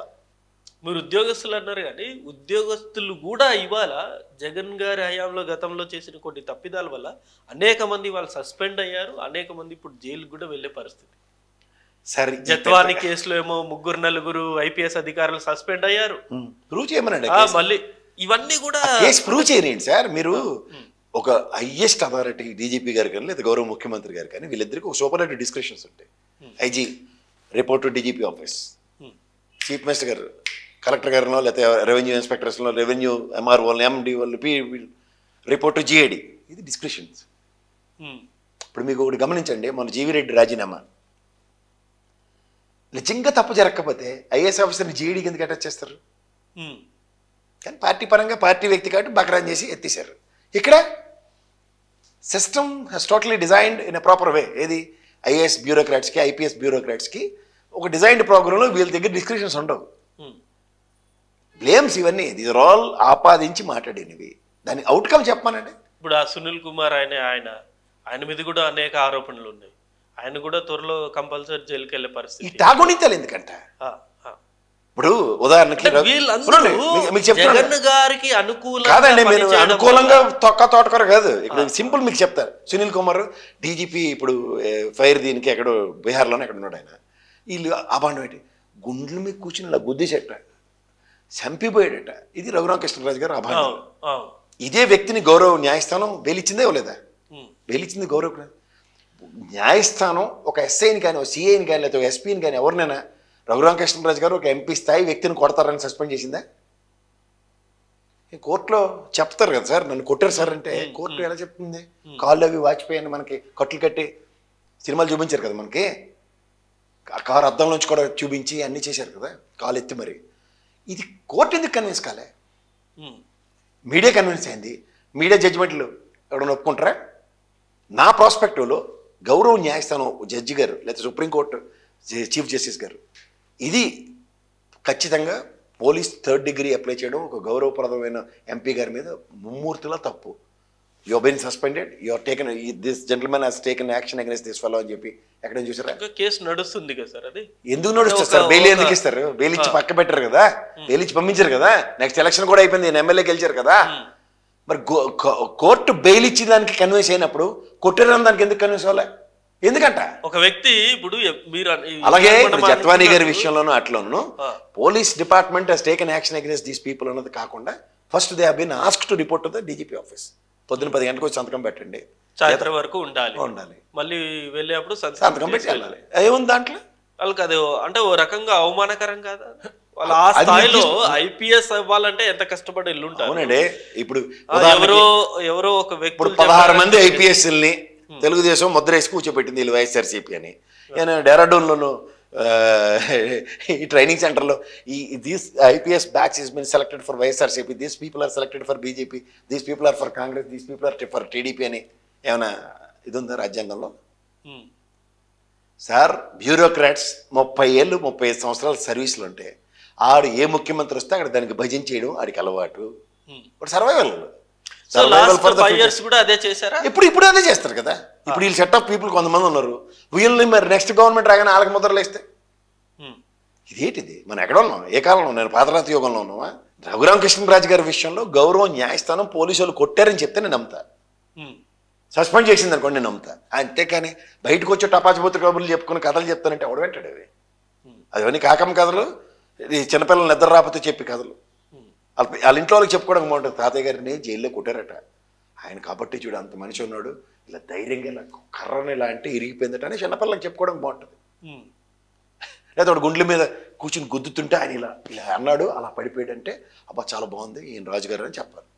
ఎవరో వీడియో కాల్లో మాట్లాడారంట, ఒక పెద్ద ఆయన వీడియో కాల్లో చూసి ఆనందించారంట. ఆయన ఆ వీడియో కాల్లో ఆనందించిన మనిషి ఏంటి చెప్తాడు? నాకు ఫోనే లేదని చెప్తాడు. మీలా జర్నలిస్ట్ రజనీకాంత్కి ఏంటి చెప్పాలి? ఏంటి నమ్మాలి? అవునంటారా కాదంటారా? నా ఫోన్ వాడండి అంటాడు. మరి ఆయనకి ఎక్కడి నుంచి ఆనందం వస్తుంది? వేరే వాళ్ళ ఫోన్లు ఉండవా? అంటే వేరే వాడు ఆనందపడ్డానికి చూపించిన దానికి ఎవరి మీద అబాండం వేస్తున్నారు మీరు? ఇప్పుడంటే అమరావతి ఫిక్స్ అయిపోయింది. జగన్ గారు అసలు ఈ 3 రాజధానుల అంశం ఆ కాన్సెప్ట్ తీసుకురాకోకుండా మీరు క్వశ్చన్ లోనే మీరు పరిగెట్టుకుపోకండి అలా డైపర్ లాగా. మీరు అడిగిన ప్రశ్నలో అమరావతి రాజధాని డిసైడ్ అయిపోయింది అన్నారు. 10 నెలలు అయింది సార్ ఈ గవర్నమెంట్ వచ్చి. మీకు ఏమైనా గజెట్ వచ్చిందా? అమరావతి వాళ్ళ అఫీషియల్గా గట్టిగా ఎవరో కిలికారు అనుకోండి ఏం చెప్తుంది? కోర్టులో వేసిన 3 రాజధానుల్ని ఆనాటి ప్రభుత్వం విత్డ్రా చేసుకుంది. సో అమరావతి రాజధాని నేను ఒప్పుకుంటున్నాను. అలాగే ప్రెసిడెంట్ ఆఫ్ ఇండియాని చంద్రబాబు గారు కలిసి వచ్చిన తర్వాత యాక్సెప్ట్ చేశారు. అది గ్రాంట్లు కూడా ఇస్తున్నారు. మళ్ళీ రెండో బూత్ మాట గ్రాంట్లు కాదు, అది ఒక నిమిషం ఆగండి. మండలి చైర్మన్ సంతకం లేకుండా అది కాన్స్టిట్యూషన్ వైలేషన్ అవుతుంది కాబట్టి కుదరదన్న దగ్గర ప్రెసిడెంట్ని మూవ్ చేసిన తర్వాత అది విత్డ్రా చేసుకున్నారు. 3 రాజధానులకి జగన్మోహన్ రెడ్డి వెసులుబాటు తీసుకోవడానికి కారణం ఏంటంటే సెంట్రల్ గవర్నమెంట్ నుంచి ఒక గజెట్ రాలేదని. ఇవాళకి వచ్చిందా? అంటే ఈయన అసలు సార్ మన భారతదేశ చరిత్రలో రాజధానులు మార్చిన చరిత్ర కూడా ఏ ఒక్క ముఖ్యమంత్రి ఎవరు మార్చారు? You are interpreting that. మీకు ఉన్న ఒక అమరావతిని అలాగే గత 5 సంవత్సరాలు అమరావతి రాజధాని అండి. మీకు మళ్ళీ చెప్తున్నాను, నాకు కేంద్ర ప్రభుత్వం దాన్ని గుర్తించట్లేదు. అది ఫస్ట్ అప్రహెన్షన్. మీరు ఇందాక లేట్ అన్నారు గ్రాంట్లే. ఫస్ట్ టైం వరల్డ్ బ్యాంక్ కూడా రిజెక్ట్ చేసేది. మీకు మార్గదర్శిలో చిట్టి వేసింది. మీరు మీ టైం వచ్చి పాడుకున్నప్పుడు మీకు ఎన్ని తతంగాలు ఉంటాయి, పెత్తలటకాలు ఉంటాయి తెలుసా? గవర్నమెంట్ ఎంప్లాయీ సంతకం పెడితేనే కానీ మీ చిట్టి కూడా మీకు ఇవ్వడు. అలా కేంద్ర ప్రభుత్వం వరల్డ్ బ్యాంక్ రిజెక్ట్ చేస్తే మేము హామీ ఇస్తాం మీరు ఇవ్వండి లోన్ అని పూచీకత్తు సంతకం పెట్టారు. సార్ నేను ఏమంటున్నా అంటే గత 5 సంవత్సరాలు జస్ట్ అమరావతిని జస్ట్ అలా వదిలేసినా డెవలప్ అయ్యేది కదా. ఇప్పుడు హైదరాబాద్ స్టూడియో పెట్టారండి. కాదండి మీరు ఇక్కడ స్టూడియో పెట్టరు, మన అక్కడ అమరావతి ల్యాండ్ లో స్టూడియో పెట్టద్దని ఎవడన్నా ఇచ్చేసారా? మీకు ఇంకొక చిన్న లాజిక్ చెప్తా. ఎప్పుడో నవాబుల కాలంలో ఇచ్చిన హైకోర్టు భవనమే కదా, అసెంబ్లీ కూడా అదే కదా, నవాబుల కాలం ఇచ్చింది హైదరాబాద్ లో అదే ఉంది కదా. డెవలప్మెంట్ ప్రాస్పెక్టివ్ లో సైబరాబాద్ లో హైటెక్ సిటీ కట్టాడు చంద్రబాబు నాయుడు గారు. కడితేనే కదా మిగిలినవన్నీ డెవలప్ అయ్యాయి. సంపద సృష్టి ఇక్కడి నుంచే కదా జరిగింది. సంపద సృష్టించడానికి ఇక్కడ హైటెక్ సిటీలో వచ్చిన ఏ కంపెనీ అయినా, ఉదాహరణకి మైక్రోసాఫ్ట్, ఆయన తీసుకొచ్చిన మైక్రోసాఫ్ట్ కూడా ఇదేంటి ఇలాంటి బిల్డింగ్లో మీ హైకోర్టు ఉంది, ఇలాంటి బిల్డింగ్లో సచివాలయం ఉంది, ఇలాంటి బిల్డింగ్లో మీ అసెంబ్లీ ఉంది. ఇవన్నీ వెళ్ళి రాజమౌళి గడి ఇడ్లీ గిన్నెల్లో కడితేనే కానీ మీకు ఇక్కడ మైక్రోసాఫ్ట్ పెట్టమని ఏమైనా చెప్పారా? Development is totally different from the public మనీతో ఇన్ఫ్రాస్ట్రక్చర్ క్రియేట్ చేయడం. ఉదాహరణకి సచివాలయం 10 ఏళ్ళు బట్టి అదే కదా అమరావతిలో కట్టింది, అసెంబ్లీ అదే కదా, ఇప్పుడు ఉన్న హైకోర్టు కూడా అదే కదా. జడ్జి గారు ఏమన్నా నాకు ఇంకో బిల్డింగ్ ఇలాగా ఇడ్లీకి చూస్తేనే కానీ ఆ పైన కూర్చుని నేను ఇవ్వనని చెప్పారా? ఈ ఉల్లంఘన ఎంప్లాయీస్ కోసం 50 అంతస్తులు 50 టవర్లు కడితేనే కానీ అందులో పనిచేయమని చెప్పారా? వాళ్ళు అడిగి బేసిక్ ఇన్ఫ్రాస్ట్రక్చర్ ఏంటి? సీడ్ క్యాపిటల్ రోడ్డు ఉండాలి, అది లేదు. వాటర్ ఫెసిలిటీ ఉండండి, లేదు. రెండోది ఇన్ని కబుర్లు చెప్తారు, 10 నెలలు అయింది. వీళ్ళ అమరావతి రైతుల పట్ల వీళ్ళకి ఇంత మాసాడు జాలీ కన్సర్న్ కదా. ఆ 1000 గజాలు 200 గజాలు రోడ్లు వేసి ఇది మీవి అని టాప్ ప్రయారిటీ కింద ఇచ్చారా? ఇస్తారు. ఇంకా 5 సంవత్సరాల టైం ఉంది. అంటే 5 సంవత్సరాల టైం మీరు తీసుకుంటారు. రాష్ట్ర ఆర్థిక పరిస్థితిలో 2 ఏళ్ళు కరోనా పాండమిక్ ఉండి కూడా రూపాయి చేతిలో లేకపోయినా ప్రజలు తీవ్ర ఇబ్బందులు పడి మీ సావు మీరు సావండి అని చెప్పాలి. ఆంధ్రప్రదేశ్ మెడికల్ అటెన్షన్ లో నెంబర్ 1 ర్యాంక్ లో ఉంది కరోనా పాండమిక్ సిచ్యువేషన్ లో, తెలుసు కదా. టాప్ 5 స్టేట్స్ లో మంది 1 ఆఫ్ ద స్టేట్. ఉండండి మీరు దబాయించకండి. ప్రధానికి ఇప్పుడు నేను అభివృద్ధి సంపద సృష్టిస్తానన్నాను కాబట్టి ఒక ఐకానిక్ టవర్లు హైటెక్ సిటీలు అడిగి 4 బ్లాకులు కడుతున్నాను. ఇది కట్టడానికి కారణం ఏంటంటే గతంలో నేను చిన్నపిల్లలు చేసి మీకు మోసం చేస్తూ సెల్ఫ్ సస్టైన్ ప్రాజెక్ట్ అని చెప్తే ఈశ్వరుని నేను లోపటెత్తేసారు కదా. ఇప్పుడు నేను అమెజాన్తోనూ, ఇన్ఫోసిస్తోనూ, మైక్రోసాఫ్ట్తోనూ ఇలా అందరితోనూ టైపులు చేసుకుని ఒక 50,000 మందికి నేను ఎంప్లాయ్మెంట్ క్రియేట్ చేయడానికి ఇక్కడ నేను హైటెక్ సిటీ కడుతున్నాను స్పాన్ ఆఫ్ 1-2 ఇయర్స్లో. ఇందుకోసం నేను హెడ్కో నుంచి అప్పు తీసుకుంటున్నా. ఎవరు కాదంటారు సార్? ఇది పద్ధతి అయితే.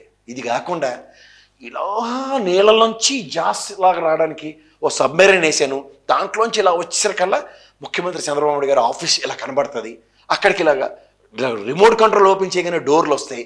అలా నేను వెళ్ళిపోతాను. భయం ఏంటి తెలుసా సార్? నెక్స్ట్ బై మిస్టేక్ మళ్ళీ కనుక జగన్ గారు వస్తే మళ్ళీ అమరావతి నాశనమే చేస్తారు కదా. ఇది కూడా చాలా మంచి ప్రశ్న. ఇప్పుడు మీకు దీనికి వాస్తవం చెప్పాలి ప్రజలకి. ఈ హట్ కోడ్ ఎగేసుకుని 11,000 కోట్లు ఇచ్చాడు కదా, అలాగా world bank code on an aggregate 3 to 6 months లోపల ఒక ఇన్స్పెక్షన్ చేస్తూ 370 కోట్లు చొప్పున ఇస్తానంటున్నాడు. వీళ్ళు కట్టే తీరికి డొంకలకి 40,000 కోట్లు, 40 కోట్లు, అలా దాన్ని నీళ్ళు తోడడానికి 20 కోట్లు, ఈ లెక్కలు కాదు. Constructive way of doing things. మన కేంద్ర ప్రభుత్వం నుంచి బడ్జెట్ మనం 250 కోట్లు ఇచ్చింది. ఏది రోడ్లు ఏమని అమరావతికి. మన వాళ్ళు టెండర్ ఎంతకు పిలిచారు తెలుసా? లీస్ట్ బిడ్ ఎంత తెలుసా? 41 కోట్ల నుంచి 52 కోట్లు వేశారు. ఒక కిలోమీటర్కి. అంటే కేంద్ర ప్రభుత్వం ఇచ్చిన 250 కోట్లలో వీళ్ళు చెప్పిన అగ్రిగేట్ 48 కోట్లకి ఎవడన్నా పడతాడు, కానీ 41 కోట్లకి 42కి పైన సరే ఎన్ని కిలోమీటర్లు వస్తుంది? 6 కిలోమీటర్లు. 6. ఇది వీళ్ళు విజన్ 2047. కర్మగాలి మీరు అన్నట్టు. నెక్స్ట్ జగన్మోహన్ రెడ్డి వచ్చాడు. నేను అమరావతి రాజధాని ఉన్న బిల్డింగ్లు చాలా, దీన్ని నేను కంప్లీట్ చేయను, ఈ డబ్బులు నేను సంక్షేమానికి వాడతాను. ఆయన డెసిషన్ అది. Can you do it anything? ఇప్పుడు నష్టపోయేది ఎవరు? ఎవరు? ముఖ్యమంత్రులు నష్టపోతారా, ప్రజలు నష్టపోతారా? అసలు ప్రజలు అడిగారా? కదండి. రాష్ట్రానికి అరే వినండి, రాజధాని ఉందని మీరే చెప్తున్నారు అమరావతి అని, నేను చెప్తున్నా అమరావతి అని. గజెట్ ఇవ్వండి. గజెట్ ఇవ్వాల్సింది ఫైనాన్షియల్ సార్, గజెట్ ఇవ్వాల్సింది సెంట్రల్ గవర్నమెంట్ ఇస్తుందా? ఇవ్వట్లే. వీళ్ళు దేనికి అప్పు చేసి కడుతున్నారు? వీళ్ళకి according to their whims and fancies. నిజంగా చెప్తున్నా. ఇక్కడ మీరు ప్రజలది బాధ్యత అన్నప్పుడు ప్రజలకి ప్రయారిటీ. ఆ రోజు కరోనా అనేది ఇంకోటి వచ్చింది, అని ఆపగలరా మీరు? లేదు, నేను అమరావతి ఐకానిక్ బిల్డింగ్ కట్టడానికి చంద్రబాబు నాయుడు గారు అడుగు జాడలో నేను నడుస్తాను అంటే. ఇప్పుడు రాజధాని అన్నది కేవలం ఉండడానికే కాదు సార్, రాజధాని క్యాపిటల్. అక్కడ వచ్చే ఇన్కమ్ వేరే జిల్లాలకు, వేరే ప్రాంతాలకు డెవలప్మెంట్ కి యూజ్ చేయొచ్చు కదా. 2014లో మనం అక్కర్లేకపోయినా కాంగ్రెస్ వాడు, బీజేపీ వాడు 2 రాష్ట్రాల కింద ఎడగొట్టారు కదా. 10 ఏళ్ళు మన ఇక్కడ ఏడవమన్నారు కదా. ఉమ్మడి రాజధాని అంటే ఏంటో తెలుసా? గ్రేటర్ హైదరాబాద్ మీద మనకు హక్కులు లేవు. హైకోర్టులో మీ కేసులో వెళ్ళి వాదించుకుని చావండి.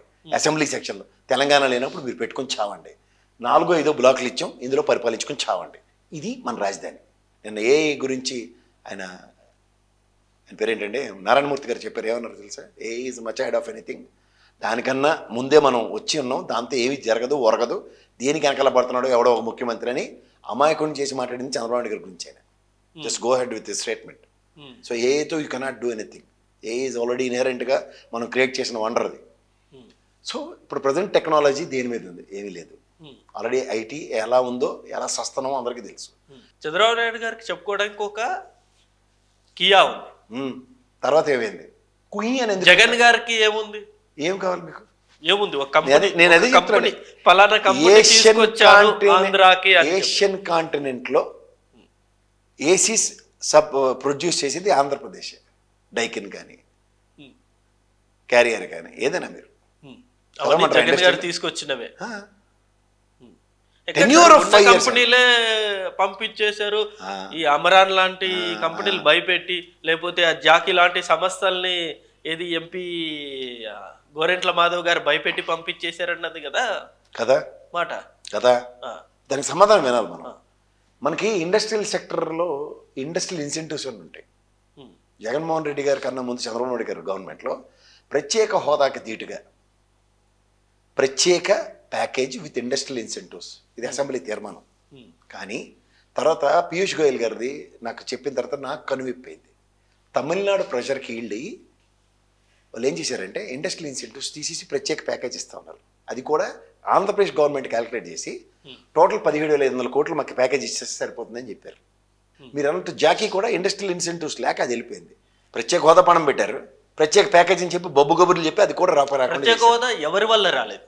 ముఖ్యంగా బీజేపీ వల్ల రాలేదు. నాకు తెలిసి 2019లో అదే మెయిన్ కీ స్ట్రీమ్ ఆయనకి. ప్రత్యేక హోదా ఖచ్చితంగా నేను రాగానే ప్రత్యేక హోదా నేను కంపల్సరీ సాధిస్తా అన్నారు కదా. ఏదైనా సరే మనకి అసెంబ్లీ తీర్మానాలు కొన్ని ఉంటాయి. అసెంబ్లీ తీర్మానాలు నేను అందుకే పీయూష్ గోయల్ వీడియో నిర్మించిన అని చెప్తున్నాను. ఎందుకంటే మనం అసెంబ్లీలో ప్రత్యేక హోదాకి ధీటుగా ప్యాకేజ్ అన్నది ఎప్పుడైతే మనం ఈల్డ్ అయ్యామో, దీనికి మళ్ళీ correspondence from the respective assembly తీర్మానం ఏంటంటే మాకు 17,700 కోట్లు ఇచ్చిండి, ఇండస్ట్రియల్ ఇన్సెంటివ్స్ లేకపోయినా ప్యాకేజ్తో వేరే హ్యాపీ అని. మన దిస్ అగ్రిమెంట్ ఈజ్ హ్యాపెండ్, అందులో ఫస్ట్ డౌన్ పేమెంట్ వచ్చింది అనుకోండి, అది నల్ అండ్ వైడ్ అవుతుందా లేదా ఆనర్ అయినట్ట? గ్రాంట్ అయినప్పుడు నెక్స్ట్ జగన్మోహన్ రెడ్డి ఆయన చెప్పింది కూడా చాలా క్లియర్. నా ఎన్డీఏ గవర్నమెంట్కి 303 స్థానాలు వచ్చాయి. నా 22 మంది ఉపయోగపడితే నేను ఏదైనా చేయగలను, 22 మంది ఉపయోగపడినప్పుడు నేనే చేయగలను. సో చేతులు ఎత్తేసరిగా అంటే ఒప్పుకోవడం కూడా తప్పంటే వాడు ఇచ్చే ఉద్యోగం ఇదేం లేదు. ఫస్ట్ 5 years మనకి ఇండస్ట్రియల్ ఇన్సెంటివ్స్తో కూర్చుని ఇప్పటికైనా సరే ప్రత్యేక హోదా రాదని తెలుసు కదా సార్. తెలుసు, అయినా సరే ఎందుకని ప్రజల్ని ఇలా ఒక మాట చెప్పి లాస్ట్ 2 years అసెంబ్లీకి జగన్మోహన్ రెడ్డి వెళ్ళారా వైఎస్ఆర్సీపీ? లాస్ట్ 2 yearsలో జరిగిన పరిణామాలే కదా ప్రత్యేక ప్యాకేజ్ అవన్నీ. తర్వాత దానే కదా స్పెషల్ పర్పస్ వెహికల్ కింద మలిచారు. అవన్నీ జగన్ గారు తెలిసే కదా హామీ ఇచ్చారు, ప్రత్యేక హోదా హామీ అన్నది అవన్నీ తెలిసే కదా జరిగింది. సార్ పీయూష్ గోయల్ మొన్న రివీల్ చేసేదాకా కూడా 190 మందికి తెలియదు వాట్ ఈస్ ప్రత్యేక హోదా, what is package, what is industrial ఇన్సెంటివ్స్తో కూడిన package, what is special purpose vehicle. ఈ 3 ఎంతమందికి తెలుసో చెప్పానండి. ఈ సాల్వర్ వేసుకుని మేధావులు కానీ కూర్చోబెట్టాడు కంటే వీళ్ళకి చట్టపట్టలు వేసుకుని మరి ఢిల్లీ వేదికగా కూడా ధరం పోరాట దీక్షలు చేసి వచ్చారు. మర్చిపోయారు వీళ్ళందరినీ. గౌడ గౌరవపురం ఇప్పుడు కుల ప్రాతిపదిక మీద అందరూ జింకి చిక్కమని భజన చేసుకుని తిరుగుతున్నారు. కేవలం ఒకే ఒక్క ఎమ్మెల్యే లాస్ట్ టైం గెలిచారు, ఆ గెలిచిన ఎమ్మెల్యే కూడా వైసీపీ పార్టీలో జాయిన్ అయిపోయారు. అలాంటి స్థాయి నుండి దాదాపు మొన్నే మనం చూసాం సభ 11 సంవత్సరాల ఆవిర్భావ సభ జరుపుకున్నారు. ఇవాళ 21 ఎమ్మెల్యేస్ 2 ఎంపీలతోటి 100% స్ట్రైక్ రేట్ తోటి ఇవాళ ఎన్డీఏలో ఉంది. అంటే ఒక రకంగా గ్రేట్ అని చెప్పేసి ఒప్పుకుంటారా? ఆయన 21 మంది గెలిచారు, మీరు అన్నట్టు 100% స్ట్రైక్ రేటు. 21 మంది నిలబెట్టి 21 మంది గెలిచారు. ఓకే, అందులో 13 మంది ఎవరు తెలుగుదేశం వాళ్ళు. అది సెకండరీ సార్. ఇప్పుడు పార్టీ నుండి జంప్ అయ్యి వచ్చిన వాళ్ళు టికెట్లు తీసుకున్నారు. ఇప్పుడు వైసీపీ పార్టీలో వేరే పార్టీ నుండి వచ్చిన వాళ్ళు టికెట్లు లేవా? నేను అంటుంది అదే సార్, సంస్థాగత నిర్మాణం అయ్యి క్షేత్రస్థాయిలో ఈ 10 సంవత్సరాలు బట్టి ఒక నాయకుడు ఆవిర్భవించి ఆ నియోజకవర్గం నుంచి నిలబడి గెలిచారు. పలానా నియోజకవర్గం పలానా అభ్యర్థిది. నాకు తెలిసి నాదెండ్ల మనోహర్ గారిది ఏ నియోజకవర్గం తెనాలి. అలా ఎవరైనా కన్సిస్టెంట్గా ఉంటే, ఇప్పుడు మా బొలిశెట్టి గారు ఉన్నారు, సత్యనారాయణ గారు, ఆయన ఏలూరు, అలా ఉన్న వాళ్ళని నేను కన్సిడర్ చేస్తాను. ఎందుకు అంటే పవన్ కళ్యాణ్ గారికే నియోజకవర్గం లేదు. ఆయన పిఠాపురం అయిపోయిందిగా, పిఠాపురం పవన్ కళ్యాణ్ అడ్డా అయిపోయింది. నేను అదే చెప్తా సార్. ఇప్పుడు మీరు గతంలో మీరు ఆయన 2019 ఎలక్షన్ 19 ఎలక్షన్ 2 నియోజకవర్గాల్లో ఓడిపోయాడు. గాజువాక భీమవరం. గాజువాకలో చింతలపూడి గారిని మాకు మంచి మిత్రుడు ఆయన ఉన్నాడు. 1,00,000 మంది సభ్యత్వాలు నమోదు చేశాడు. నల్లేరు మీద నడకనుకుని నామినేషన్ వేసాడు, ఎత్తుపోయింది. ఆ తెప్పల నాగిరెడ్డి ఎవడో ఆయనకి కూడా గట్టిగా తెలియదు, గెలిచేశాడు, అయిపోయింది కదా. ఇదే ఎన్డీఏ కూటమితో ఉంటే కలిసి ఉంటే కలసోకం అన్న సినిమాకి అర్థం ఏంటంటే చంద్రబాబు నాయుడు గారు ఆ నియోజకవర్గంలో స్థానికుడు వర్మ, గతంలో ముఖ్యమంత్రి, 27 సంవత్సరాల రాజకీయ ప్రస్థానం, ఆయన అప్పచెప్పాడు. అప్పచెప్తే ఏమైంది? కన్సాలిడేట్ అయింది. అది పవన్ కళ్యాణ్ గారి గెలుపుకి కారణం. చింతలపూడి గారిని ఎదుర్తి పంపిస్తే జనసేనకి జరిగిన లోపం. ఇప్పుడు వర్మ గారిని ఎన్డీఏ కూటమి తరఫున నిలబెట్టారంటే స్థానికంగా ఉపయోగిస్తే పవన్ కళ్యాణ్ గారికి వచ్చిన అడ్వాంటేజ్. ఈ తేడా వాళ్ళు గమనించుకోగలిగితే వర్మ కర్మ లేకపోతే వర్మ ఉంటే నాగబాబు గారు చెప్పారుగా, అక్కడ గెలిచింది పవన్ కళ్యాణ్ గారు కేవలం ఆయన ఓన్ స్టామినా చెరిస్మా వల్లే కదా. నేను దానికి ఎందుకే కంపారిజన్ ఇచ్చా. గాజువాకలో చింతలపూడి గారు లేకపోతే ఏమైందో మీకే తెలుసు. నానా తెప్పలు పడుతుంది, తెప్పల నాగిరెడ్డి గెలగలిగాడు. అదే ప్రస్థానంలో హోమ్ టీం కానప్పుడు, హోమ్ గ్రౌండ్ కానప్పుడు బ్యాటింగ్కి వెళ్తే ఏమవుతుంది అన్నదానికి ఇదే. వివిఎస్ లక్ష్మణ్ అనుకోండి, కలకట్టా అనగానే ఇలా నిద్ర లేపగానే సెంచరీ కొడుతుంది. అంత సామర్థ్యం మీ దగ్గర ఉందనుకుని నాగబాబు చెప్తే అది ఊహించుకోకండి.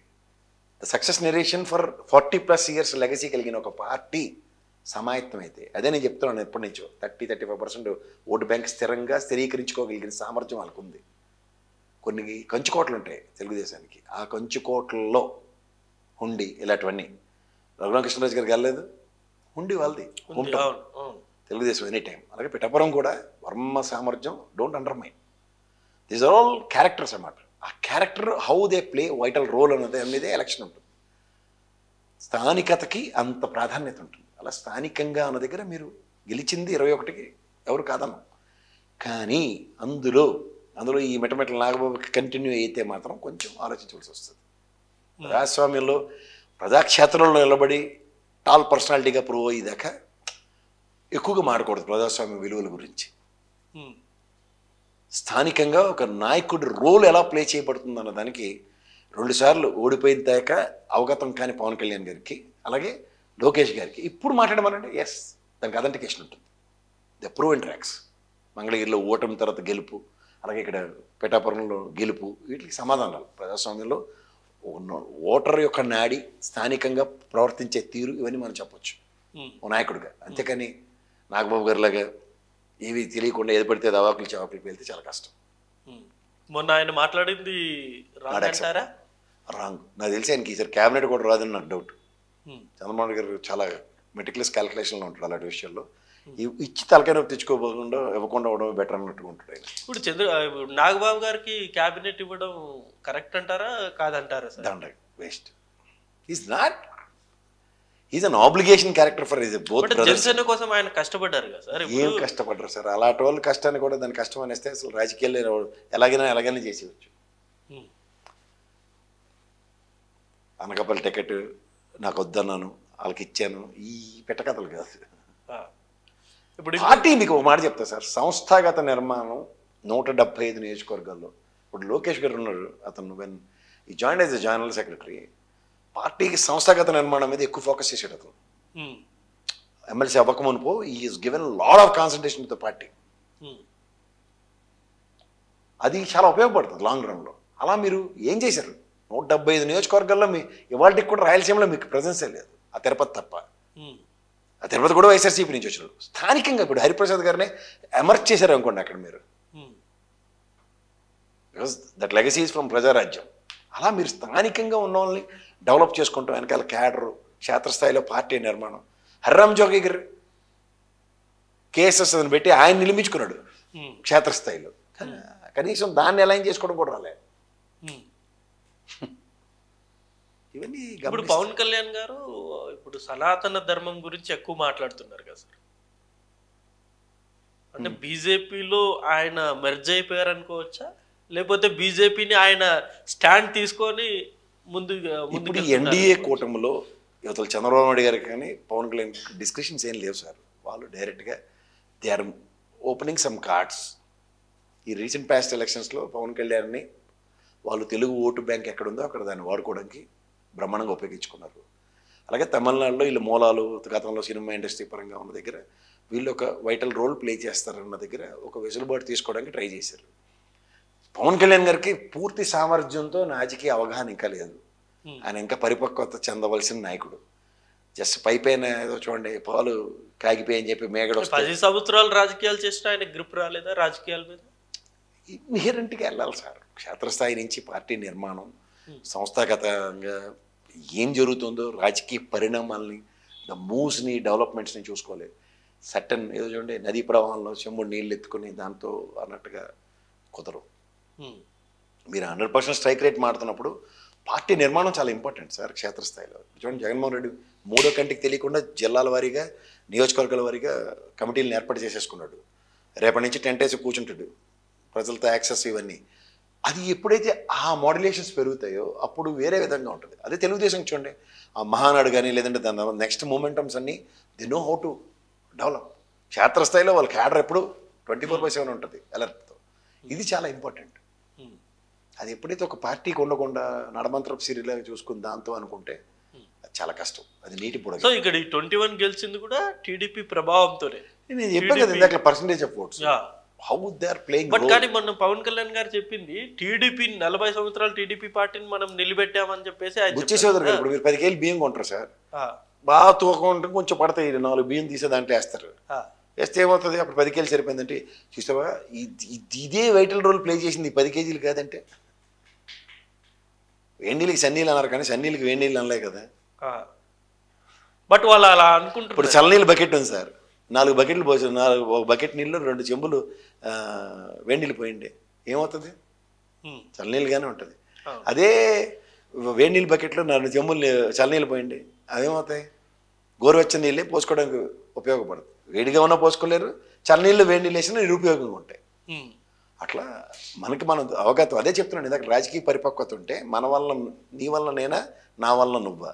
అందుకే ఆయన ఎప్పుడైతే కుమారస్వామితో పోల్చుకున్నాడో, కుమారస్వామి చూడండి ఈడ్చి కొడితే 20-30 కూడా గెలడు, కానీ 2.5 సంవత్సరాలు ముఖ్యమంత్రి ఎలగబెట్టాడు. అవును. కానీ అది నేను నక్కపుట్టి 4 ఆధారాలు నేను చూడండి రాజకీయం అంటే మైసూర్ ప్రావిన్స్లోనే సర్వే అవుతాడు అతను, కర్ణాటకలో. ఉమ్, బట్ నేను బీజేపీని శాసించగలను, కాంగ్రెస్ని శాసించగలను, నన్ను మించిన తీసిమార్కాలు లేనప్పుడు యడ్యూరప్ప వచ్చి మడత పెట్టి చూపించాడు. ఉమ్, అలాగే ఉంటుంది. ఉమ్. కాబట్టి ఇప్పుడు ఈ వైఎస్ఆర్సీపీ పార్టీకి ఇప్పుడు దినదిన గండంలాగా ఎవరైతే గతంలో శృతి మించి అనవచ్చు మాట్లాడారో వాళ్ళందరూ ఇప్పుడు జైలుకి వెళ్ళాల్సిన పరిస్థితి. ఇప్పుడు పోసాని కృష్ణమురళి గారు కావచ్చు, లేకపోతే వల్లభనేని వంశీ గారు కావచ్చు, వీళ్ళందరూ ఇప్పుడు జైలుకి వెళ్తున్నారు కదా. జైలుకి వెళ్తున్నారు, జైల్లోనే ఉన్నారు.